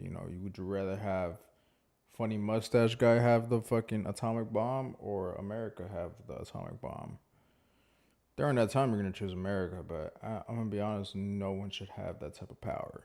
In my opinion, I think no one, no country, no one should have that type of power to the point where, like, if we go to war and someone drops a nuke on someone's country, the retaliation is going to be, I want to drop more nukes on you. And then that's ultimately going to end the world, or just us in general, because it's going to be really hard to survive with all that nuclear winter shit. Me personally, I don't agree with the whole atomic bomb. I obviously understand during this time there was like a race going on, but yeah, no, I think every country should not have that type of power. No country should have that type of power. The greatest thing a person could do was to die in battle, and the most dishonorable act was to surrender. As a result, they fought ferociously to the very end, and the closer the Americans got to the mainland, the more ferocious the resistance became. In February 1945, the Americans captured the island of Iwo Jima, and an intense... See, that was the excuse of why America did use the bomb in Japan, was because when they were fighting during these islands, it just got harder and harder and harder and harder, and we were 100% losing a lot of American soldiers during these wars, and it was very brutal. So to avoid an invasion, an invasion in Japan, inland, where Japan probably would have fought hard as fuck, probably harder than what these islands that they were defending. Yeah, it would have been pretty brutal. So they used a bomb, but me personally, I still don't agree with that. intense firebombing campaign of Japan's wooden cities began. The Allies suffered some setbacks trying to liberate the Netherlands, but they were making progress and were now threatening the industrial heartland of Germany. Hitler's health, both mentally and physically, was rapidly deteriorating. Things were looking bad, and he was... Another reason why his health was deteriorating was the fact that he was on a shit ton of drugs, but, desperate. He said, "We need to turn this thing around, and I have just the trick. Remember a few years back when we blitzkrieged through the Ardennes and trapped the Allied forces in Belgium? Well, I'm going to do the exact same thing. Again." He gathered his forces and tried to pound them through the Ardennes. He used up the remainder of Germany's strength and resources, and he managed to create quite a nice bulge. He also trapped some American forces in the Belgian town of Bastogne. The Germans sent the trapped Americans a message saying, "Surrender or be annihilated." When it was read out to the commanding officer, he said, "They want to surrender? No, sir, they want us to surrender." Nuts! And that's what they sent off as their official reply. General Patton's Third Army then managed to break the siege from the southwest, and the Germans were pushed back. Hitler's last-ditch attempt had failed, and what followed was a total collapse of the German forces. The Allies pushed in...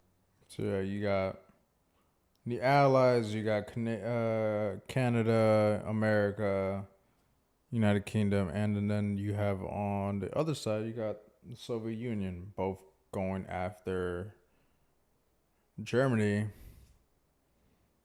because Germany betrayed the Soviet Union and all that shit. To Germany from both sides. The Soviet Union took Warsaw and kept pushing to Berlin. In his bunker, Hitler realized all hope was lost. Berlin fell, and with it, Hitler's dreams of a great German empire. 2 of the Axis nations had been knocked out, 1 to go. The Americans began their assault on Okinawa, the last island before they would reach the Japanese mainland.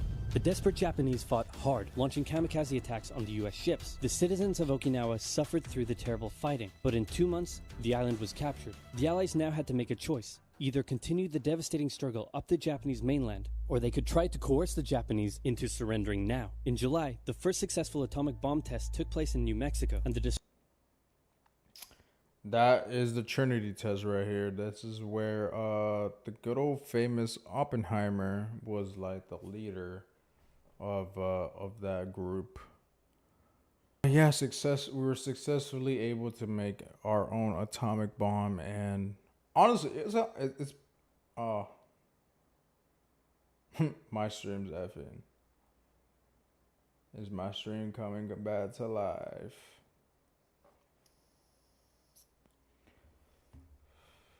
All right, my stream's back to life.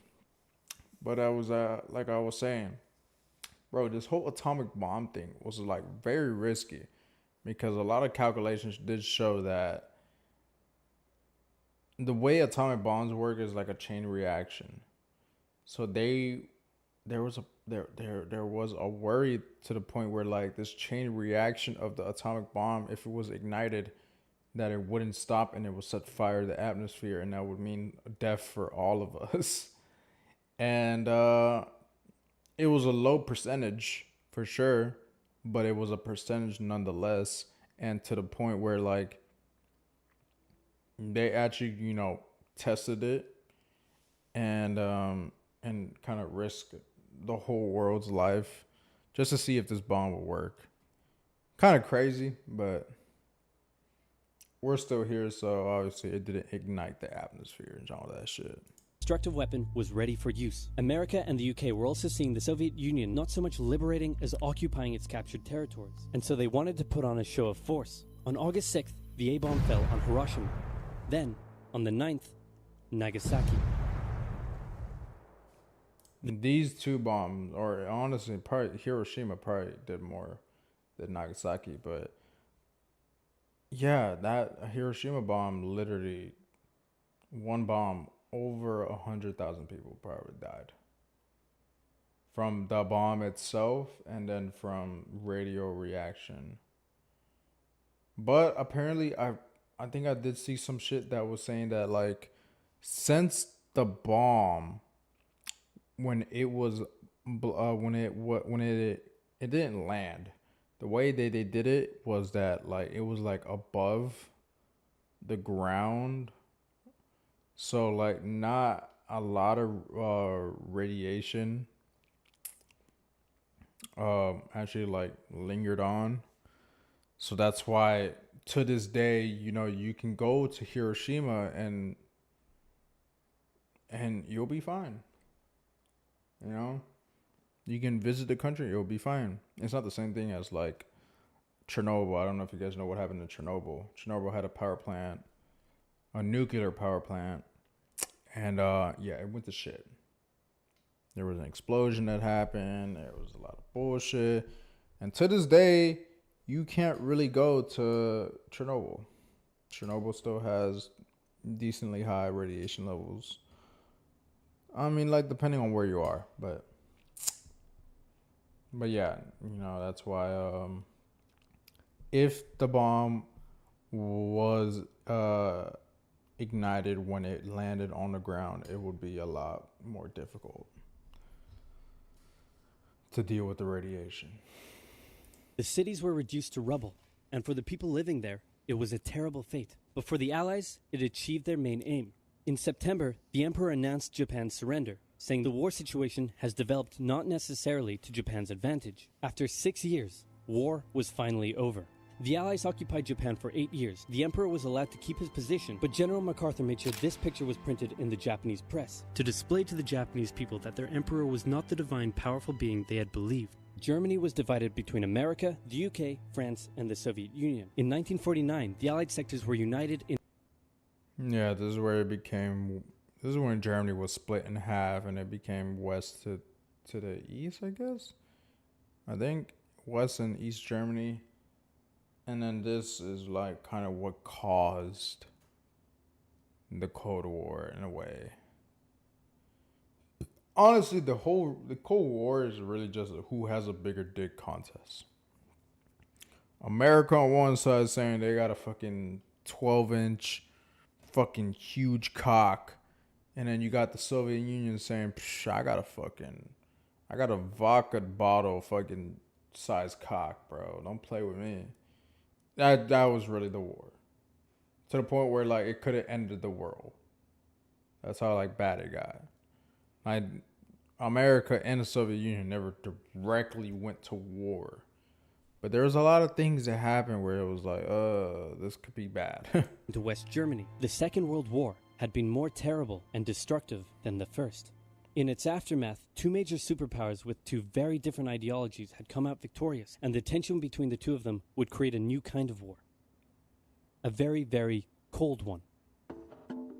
Wow, Churchill, that looks just... Yeah, they're talking about the Cold War right there. But yeah, a little education for you good boys. Obviously, it's like super oversimplified. Hence the channel name, I guess. But, you know, if you're not really into history, it's a good channel to look at, for sure.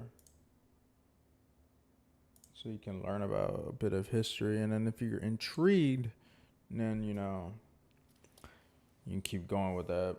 I'm going to get some water, though, and try to, like, sober up.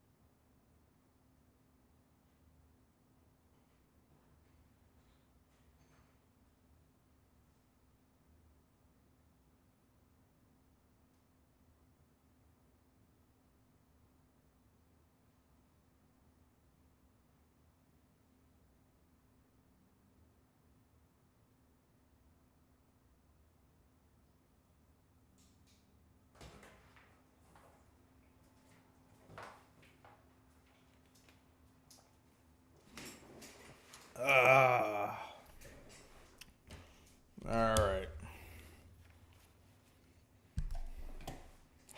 See if we can get past the shit part.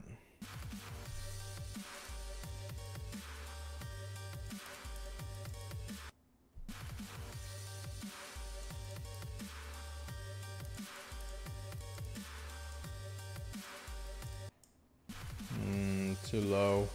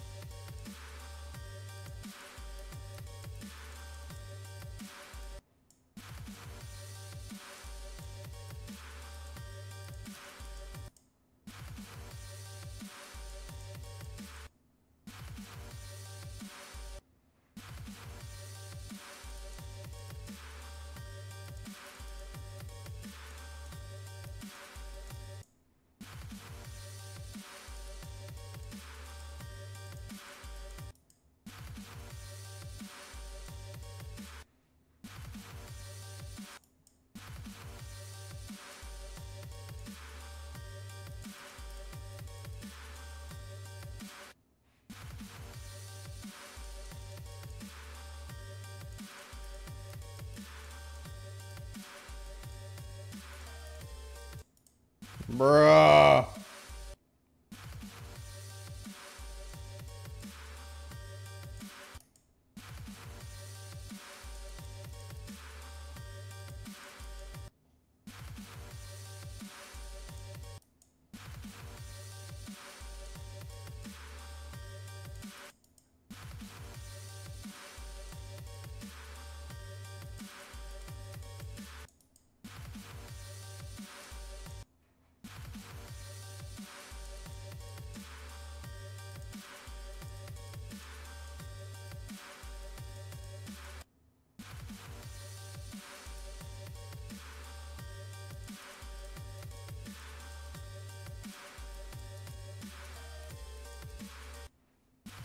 Damn, bro. I keep dying at that spot, bro.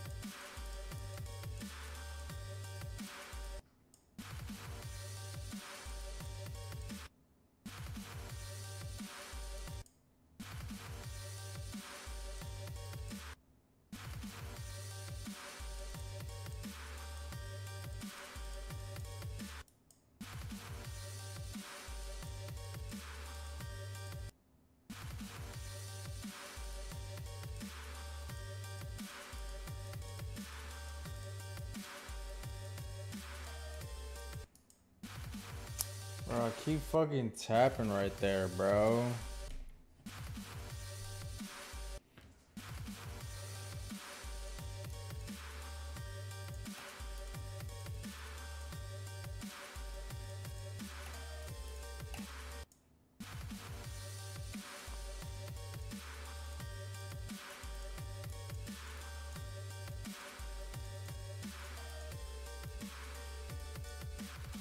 Finally! Alright, we got 9 to 25. Not bad, not bad.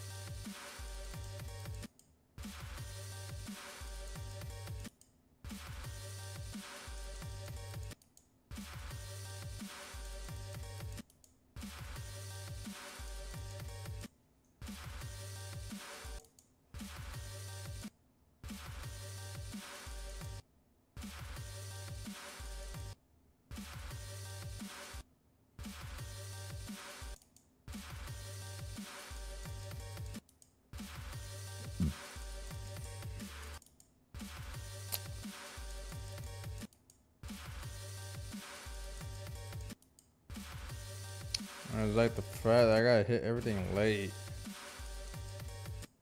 Like, I need to really get used to that.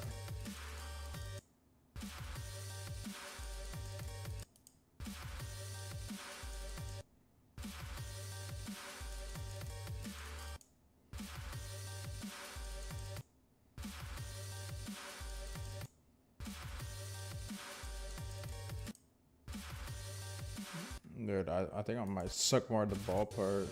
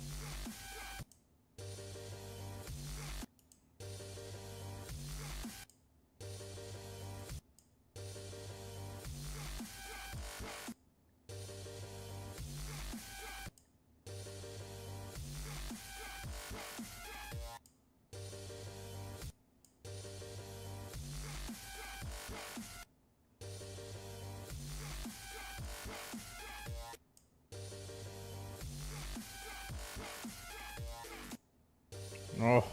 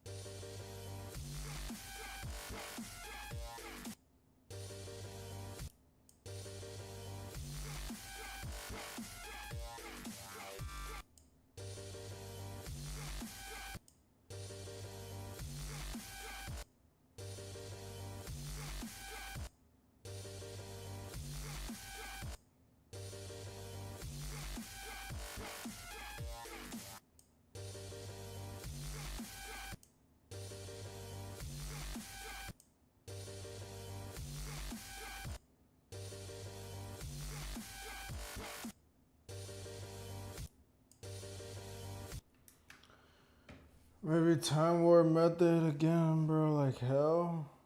I don't know. I think I just need to really get used to the like click patterns. But like the time warp, I don't think. Nah, I don't think so yet.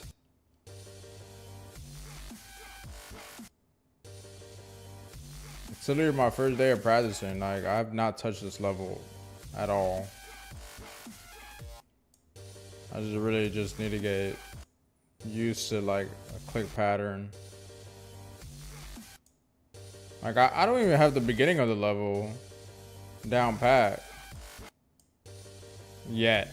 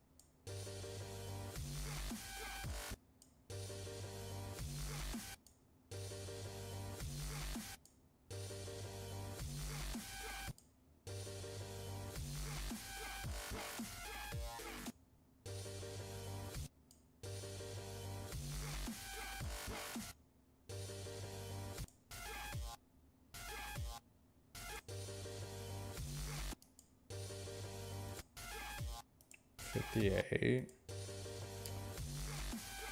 I mean, let's see if we get fucking 58 from here.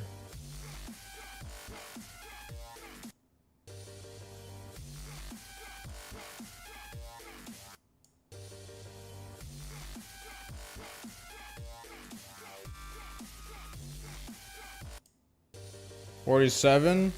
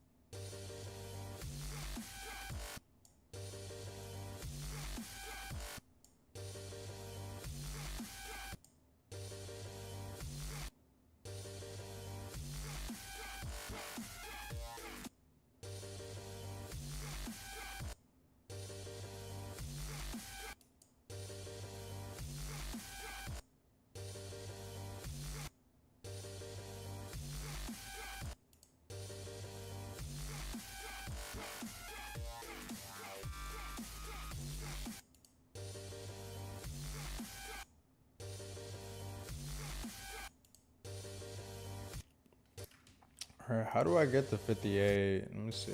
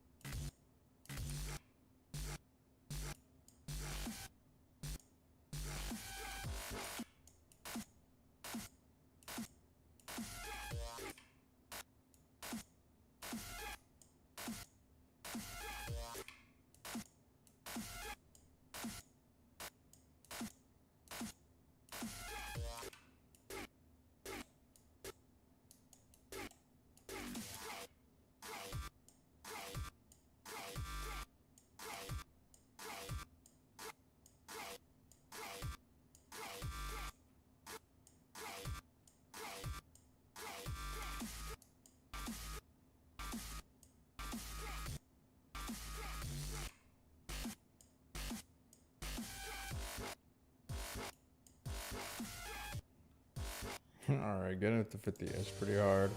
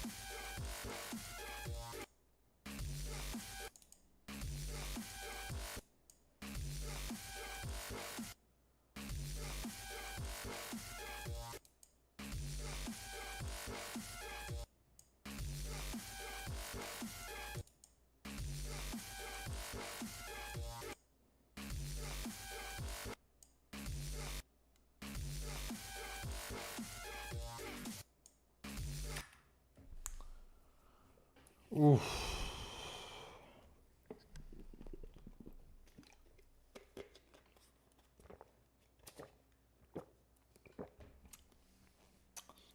I feel like the hardest part is the whole goddamn level because I suck at the wave.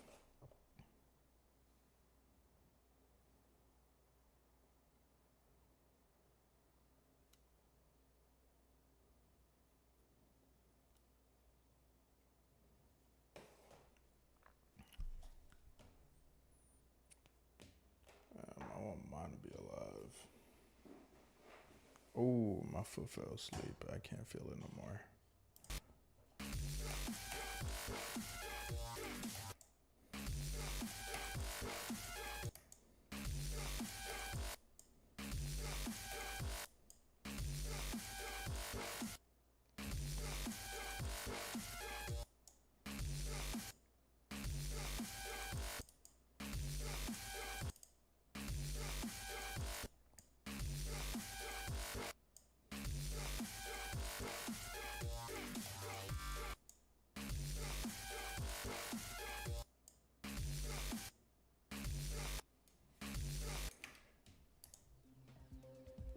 Oh, I can't even copy this shit, so I can't even do the time warp.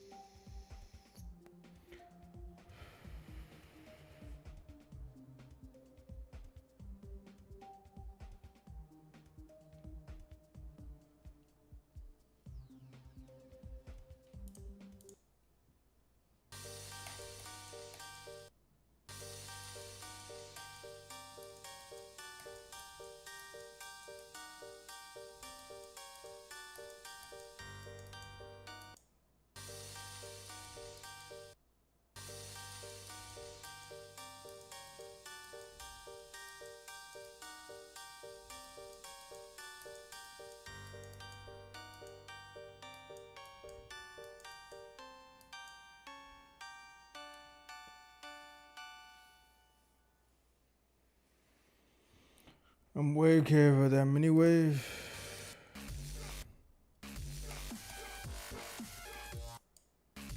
What the fuck?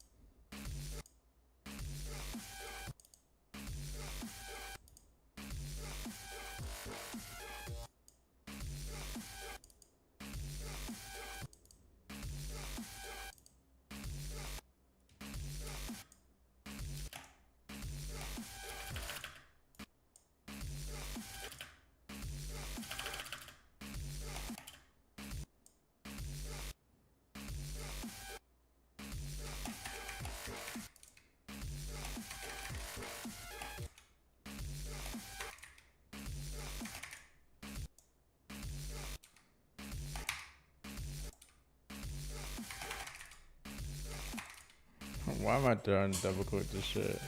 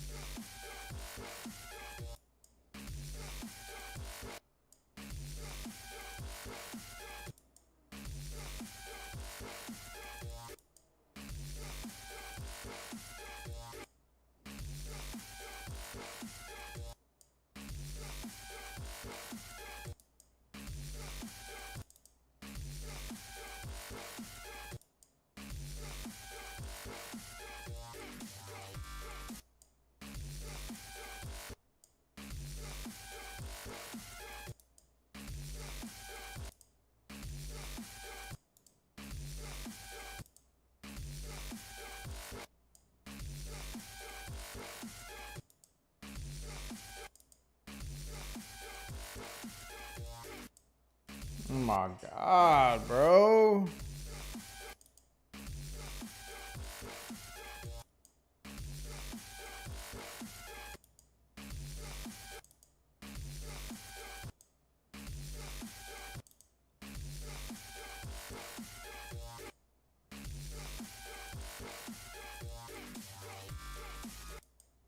Bruh.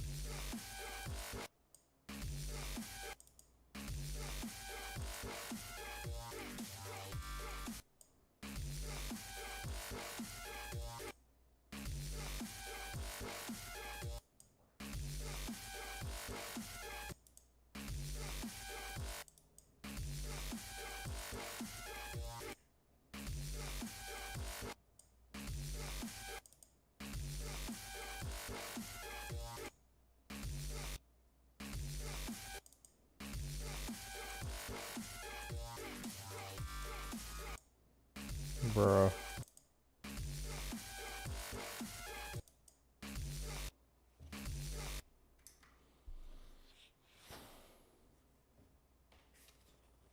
Shit, bro. Probably.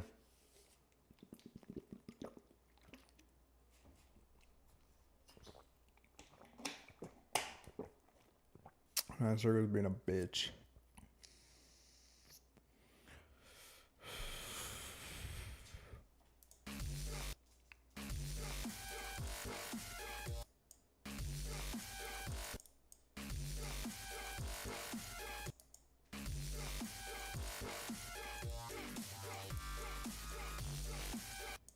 Oh, that was our best run.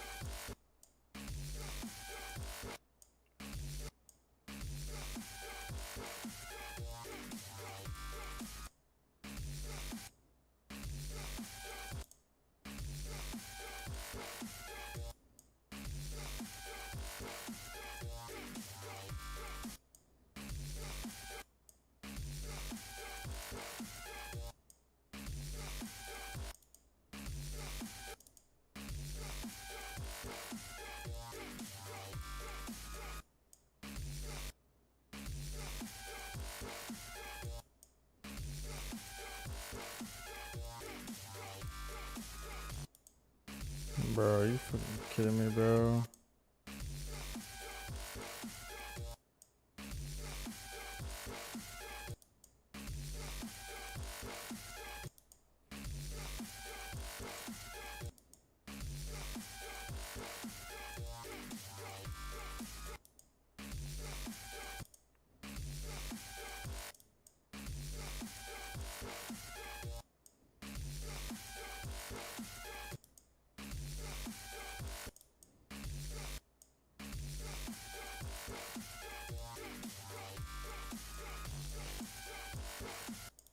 Oh my God, I almost got to the door.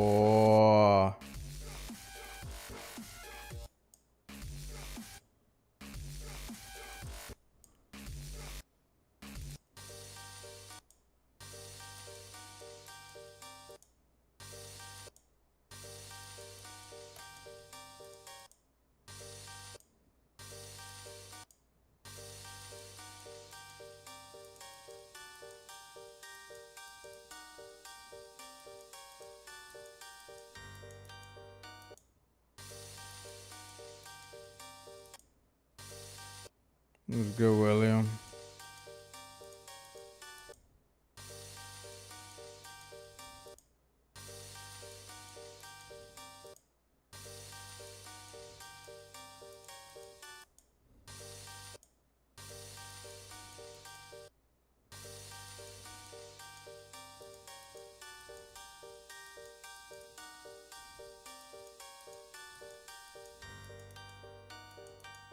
Why did I jump? You're not supposed to jump. That's a fake right there, bro.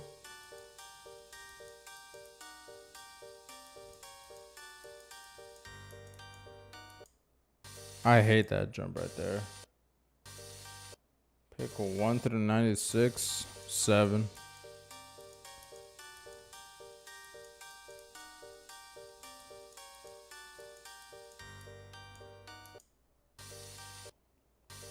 Play from 0? Why would I play from 0? I'm literally just practicing this. I'm in no position to play from fucking 0.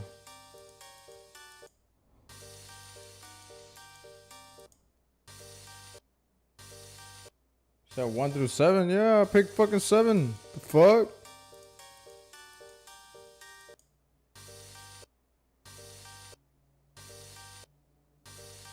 Seven waves? What?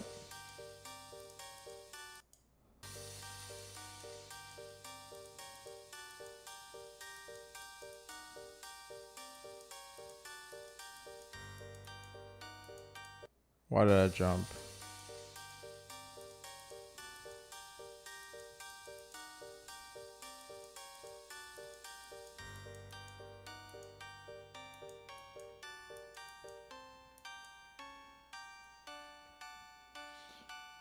Can you please test my level now?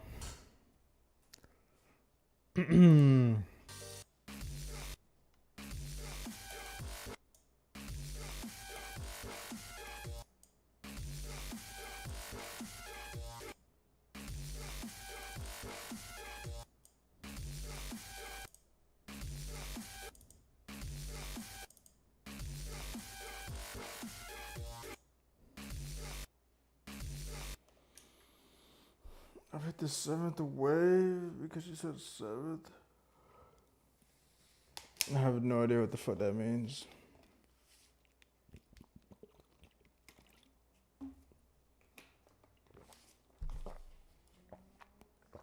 Oh my god, bro. This level's gonna make me want to fucking shoot myself.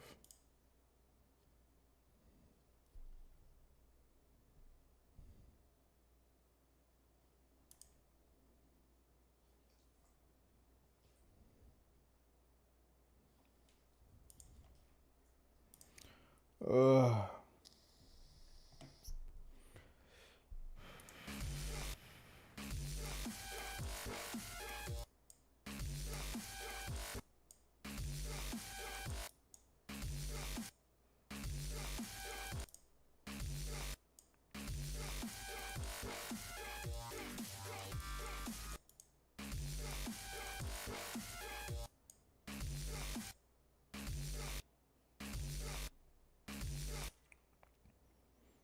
That's the last memory cube, bro. That's the last place I want to die at. Bro, if I die here, bro. There's a lot of spots where I can die. The most scary part is probably this jump right there. That jump right there, I don't know why. I be clicking mad early. I don't like that part either.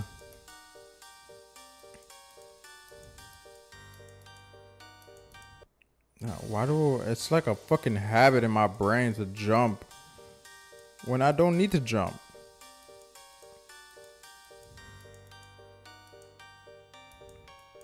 Well, once I get through that jump, oh wow.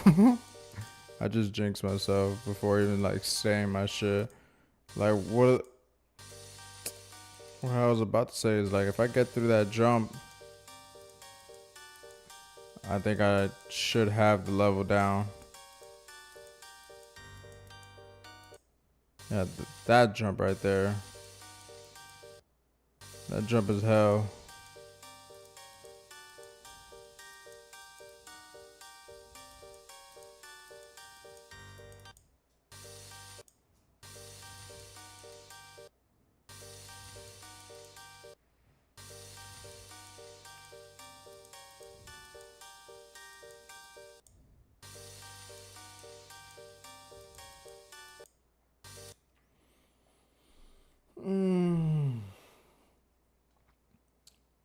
there's 96 wave icons. You pick 7 side with 7.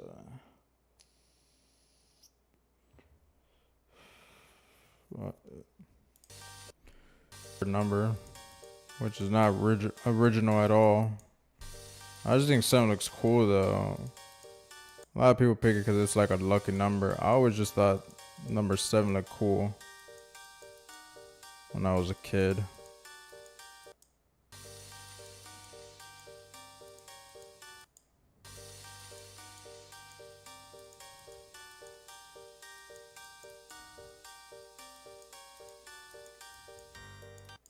Bruh.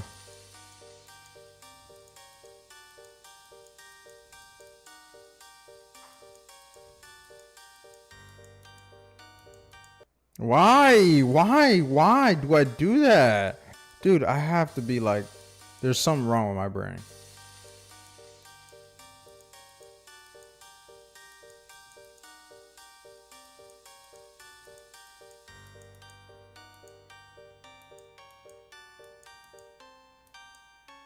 Finally, bro. That jump is hell reference.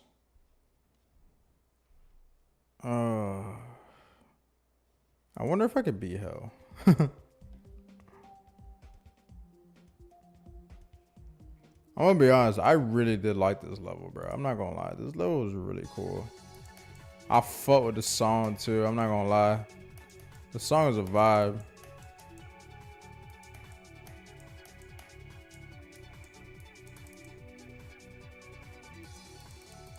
I really did like this level.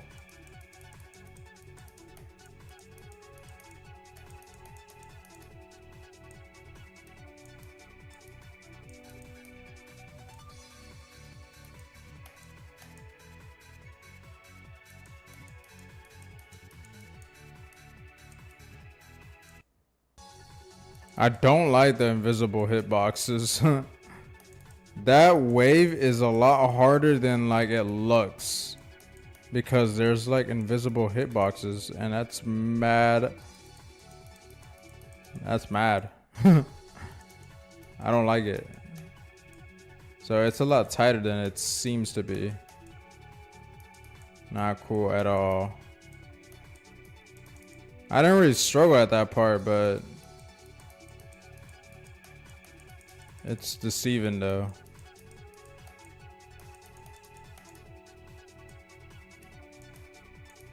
Yeah, I definitely do better at these types of levels.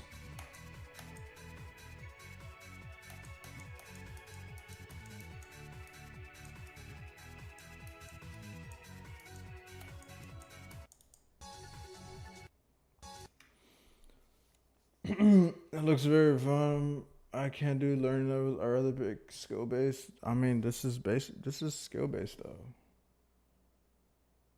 Now you have to learn, but this is not a memorization level. At the same time. Hello, Mr. Chico. Yo, what's good? I needed a break from 9 circles, so I'm doing this because I'm gonna be honest. This level's honestly really fun.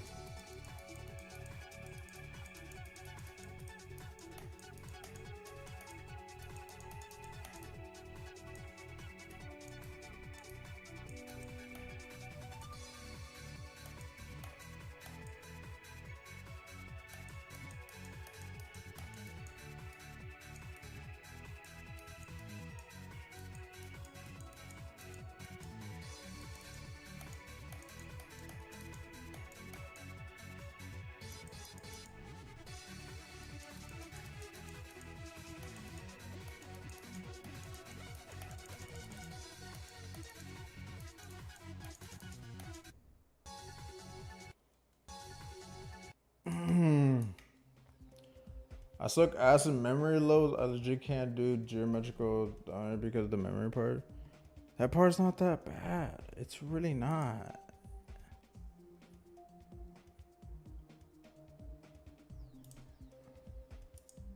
Yeah, 9 circles been whipping my ass though. I'm not gonna lie.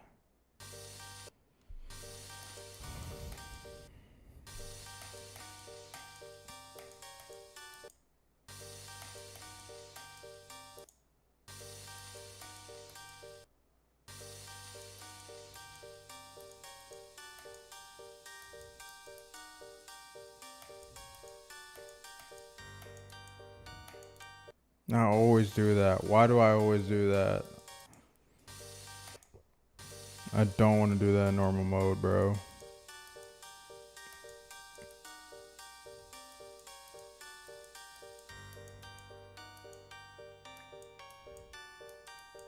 Yeah, once I get through that jump is like cake.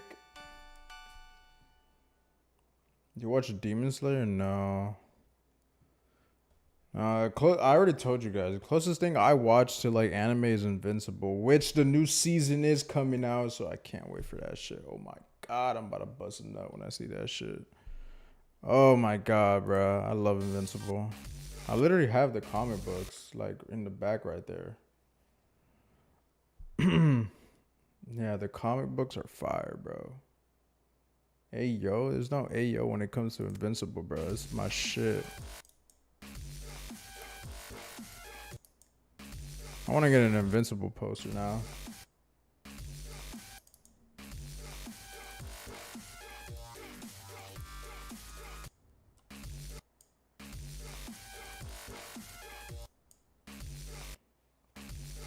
What's another 17 years? I can always try again. Make another kid. Oh, what were the other quotes? What will you have after 500 years? And then he's like, you, Dad. I'll still have you. That was some real shit right there, bro. That shit was deep. After he beat the fuck out of you, bro, to like basically near death. You know, that's crazy, bro. That shit was peak though. Fuck.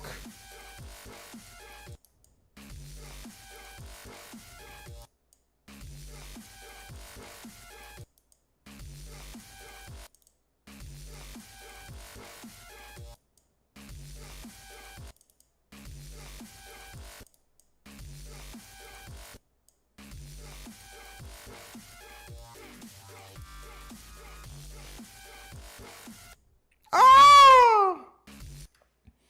Seesaw. I need you, Seesaw. Or Sea Salt. Man, bro, season 3 was goated, bro. I personally like every fucking season. A lot of people like to criticize season 2. The only thing I criticize about season 2 is fuck that mid-season break, bro. Don't ever do that shit ever again, bro.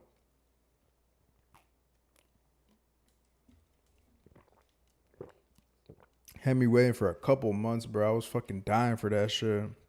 Especially how like the middle of the season ended, bro. That shit was so awesome, bro. Mark was finally on his shit.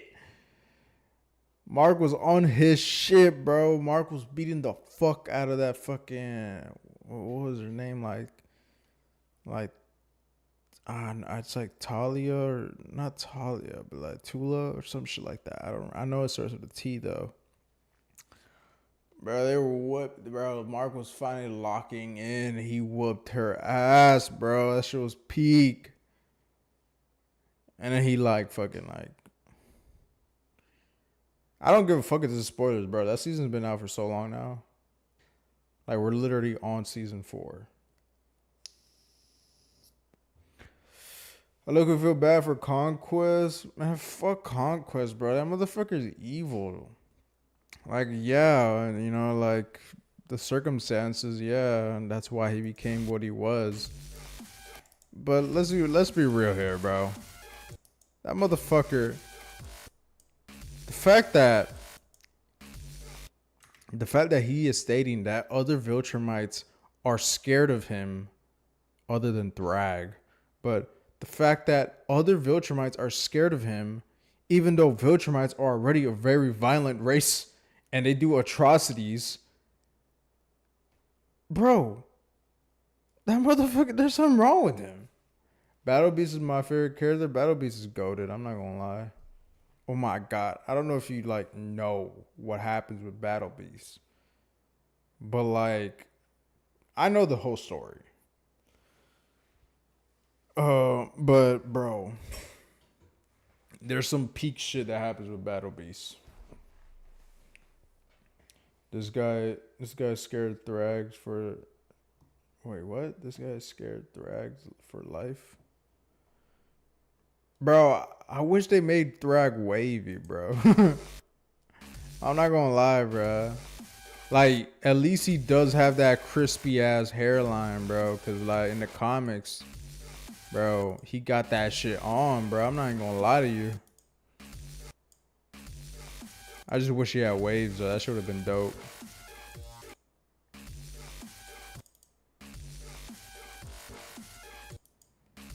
But yeah, nah. I don't really have empathy towards Conquest. To the point where, like, bro, like I said, like, if you have other Viltrumites scared of you, like, think about that. You have other Viltrumites scared of you. Viltrumites are not good people. Oh, you know that Battle Beast and Thrag duke it out? I don't even. You're like kind of like undercutting it or whatever the fuck you say. They didn't duke it out. They had a battle to the fucking death, and it was awesome, bro. That shit was fucking legendary, bro. And I can't wait to see that shit in animation, bro, or in the show. That shit will be so fucking fire, bro. That shit will be so fucking fire. They're looking fresh as hell. Yeah, he is. He got that drip on. I'm not even gonna lie to you, dude. I just can't wait for season 4, bro. I think me and Logan might do like a little, might watch it together, like on Discord and shit. They barely won, in my opinion.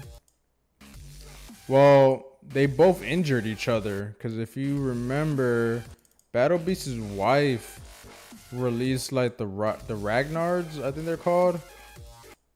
And one of the Ragnards fucking injured Thrag in the midsection. So then like Battle Beast was like, oh, this is unfair. I want a fair fight. So fucking Battle Beast starts killing the fucking Ragnards with fucking Thrag. And then fucking Battle Beast is like, I don't want an unfair fight. So he fucking literally fucking just shoves his sword in his stomach. And then he's like, we're even now. Let's fucking duke it out. And then they just have a fucking fight for like a week or some shit like that. Non-stop, just straight up fighting. And then, you know, we all know who obviously won. Thrag is literally the strongest. There's no one stronger than Thrag other than like Emperor Mark, which, yeah, I guess that's spoilers if you guys never watched the show or never read the comics or saw a video about it. I'm gonna be real here, bro. These comics have been out for so long. The only reason the show is getting or why Invincible is getting popularity is because it's on Amazon and it's animated. But it's also a good show, if I'm being honest. Oh, I remember that wasn't his guts coming out or something. His guts weren't coming out? Wait, what?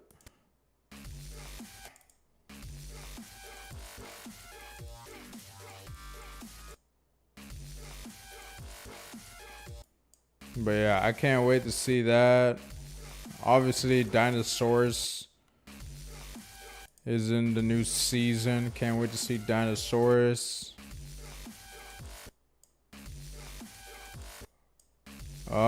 What else? What else do we got?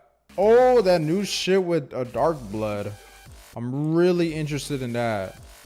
Because apparently that whole shit with Dark Blood is like it's not in the comics.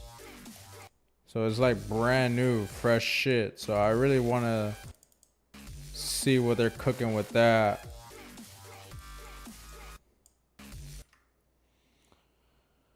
Or Battle Beast guts coming out after they fed Nolan or during the battle against Dirac. Fed Nolan? What do you mean? Nolan wasn't there. Nolan wasn't there during that fight. I remember Thrag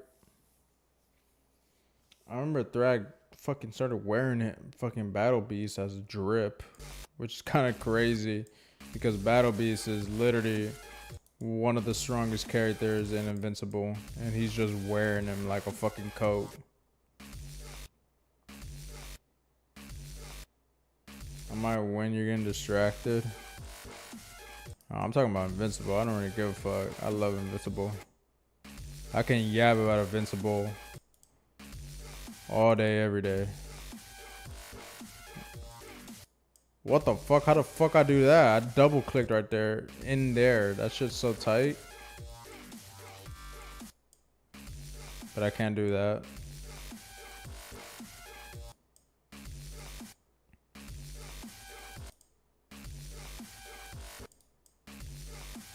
What's something else I could talk about all day? I could talk about Resident Evil 9 all day. I fucking love Resident Evil 9. Oh my god.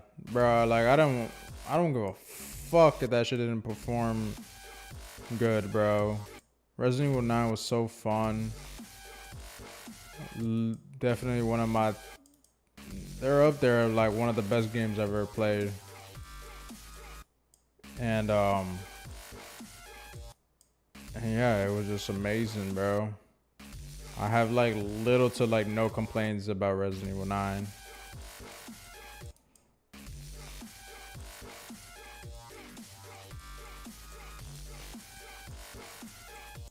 Oh, that's as far as I've ever gotten.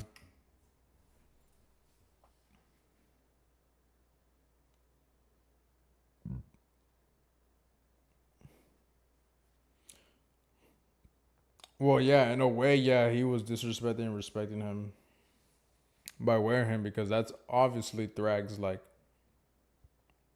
that's Thrag's hardest battle. Even Thrag admitted it. He was like, dude, that was really hard. Which is fucking crazy.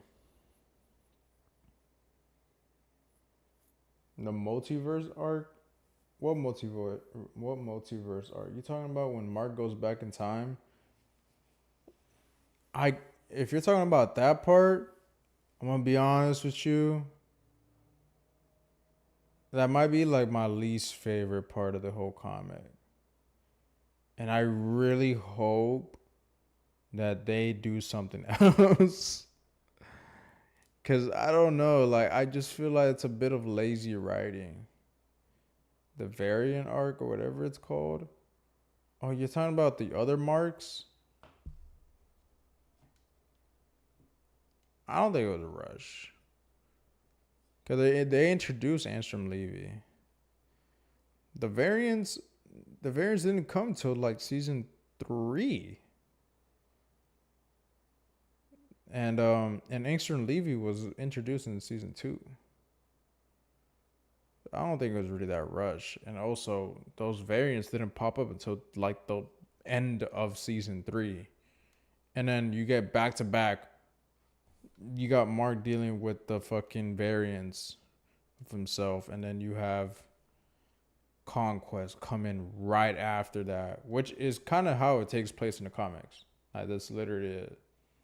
The time travel stuff with dog shit, that's what I don't like.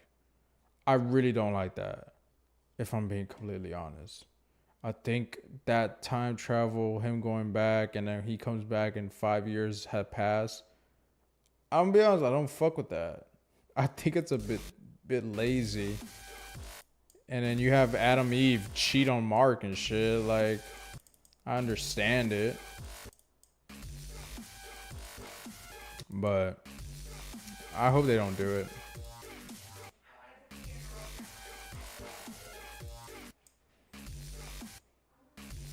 I hope they do something else instead of that.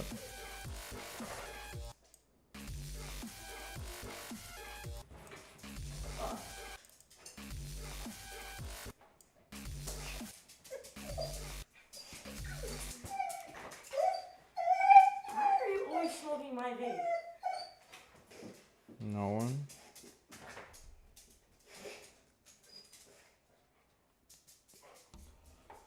You just need to smell all my stuff now. How are you? I'm good. How are you? Can't wait to see Mark and Thrag duke it out. Yeah, I can't wait to see that too. Like on the Sun, bro. Low key, I could see Eve being a cheater. Facts. Well, like, bro, like Facts. 5 years, bro. That's what I'm saying. Like that shit was, I don't know. Out of everything in Invincible, that part is like kind of. I feel like it was just so lazy. I genuinely don't. I don't know. I hope they don't do it in the show. I hope they do something else instead. But Oh, fuck. My dog was on you. It's okay. You don't worry about you cheating. but yeah, I hope they do something else on the show. If they do it, I guess. Fuck it, I guess. They better make it good. Because I don't know, I just feel like it's just a bit lazy. And they just did it for like the time skip. Like, oh my god, it's been 5 years and now. Oh wait, your daughter is now 5 years old and she doesn't even know who her father is.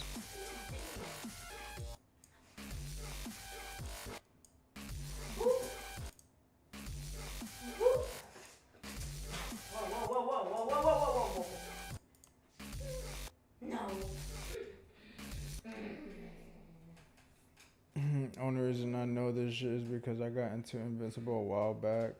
Who's your favorite variant?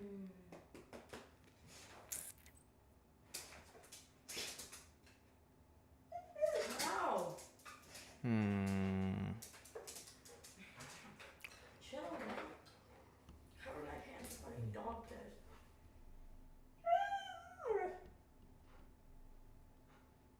I like Viltrumite Mark. I think Viltrumite Mark is kind of cool with like the mustache and shit. Not the prison one though. Mine's gotta be prison. I don't like the prison one. Hey. He just looks mad weird. I like the Viltrumite one. He's got the whole Viltrumite suit with the mustache and shit. I think that's pretty cold. But then he dies to Tech Jacket.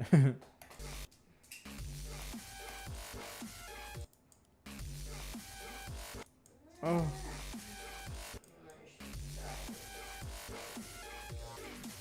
Bye. See you later. Bye. Bye.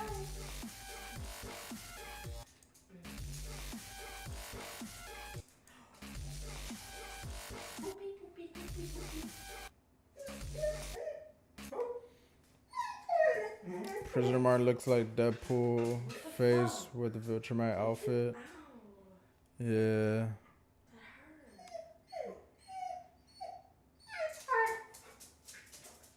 Stop it. Why'd you do Stop that? it. Stop it. You just hurt me. Don't make me hit you in the balls.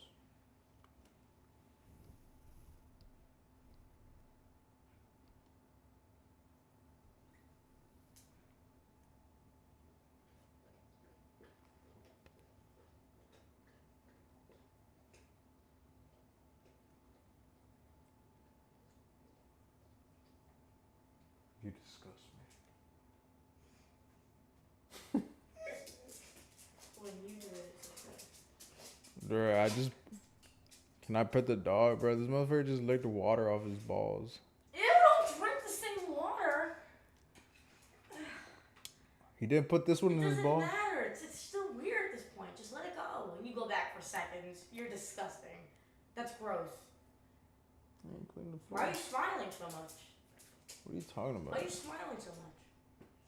Chad, this motherfucker just drank ball water, bro. I was going to go to the store and get you a pack, but they were closed. Who?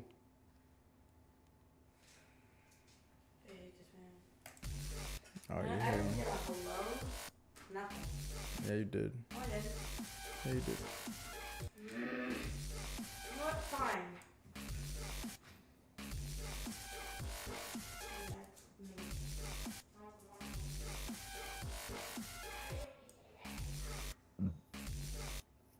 Got you smile like that? No one. I don't smile, I'm depressed.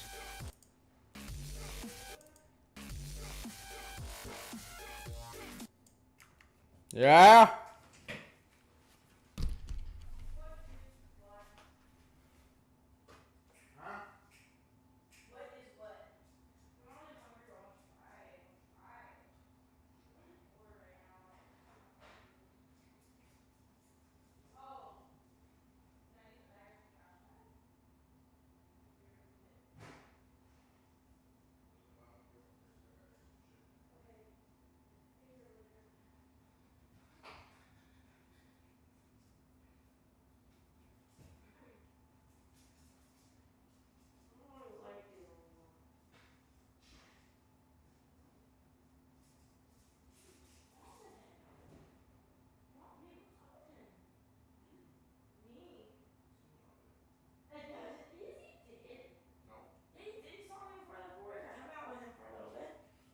Dick up in your stomach. Dick all in your stomach. Alright, I'm heading out. Yeah, I think I'm gonna stop. I was streaming for 3 hours and I'm not really enjoying this level. Oh, we can play Roblox with you or something. Oh, the mechanics come in like 12 or 1. Okay. Alright, chat. So, what the fuck is this?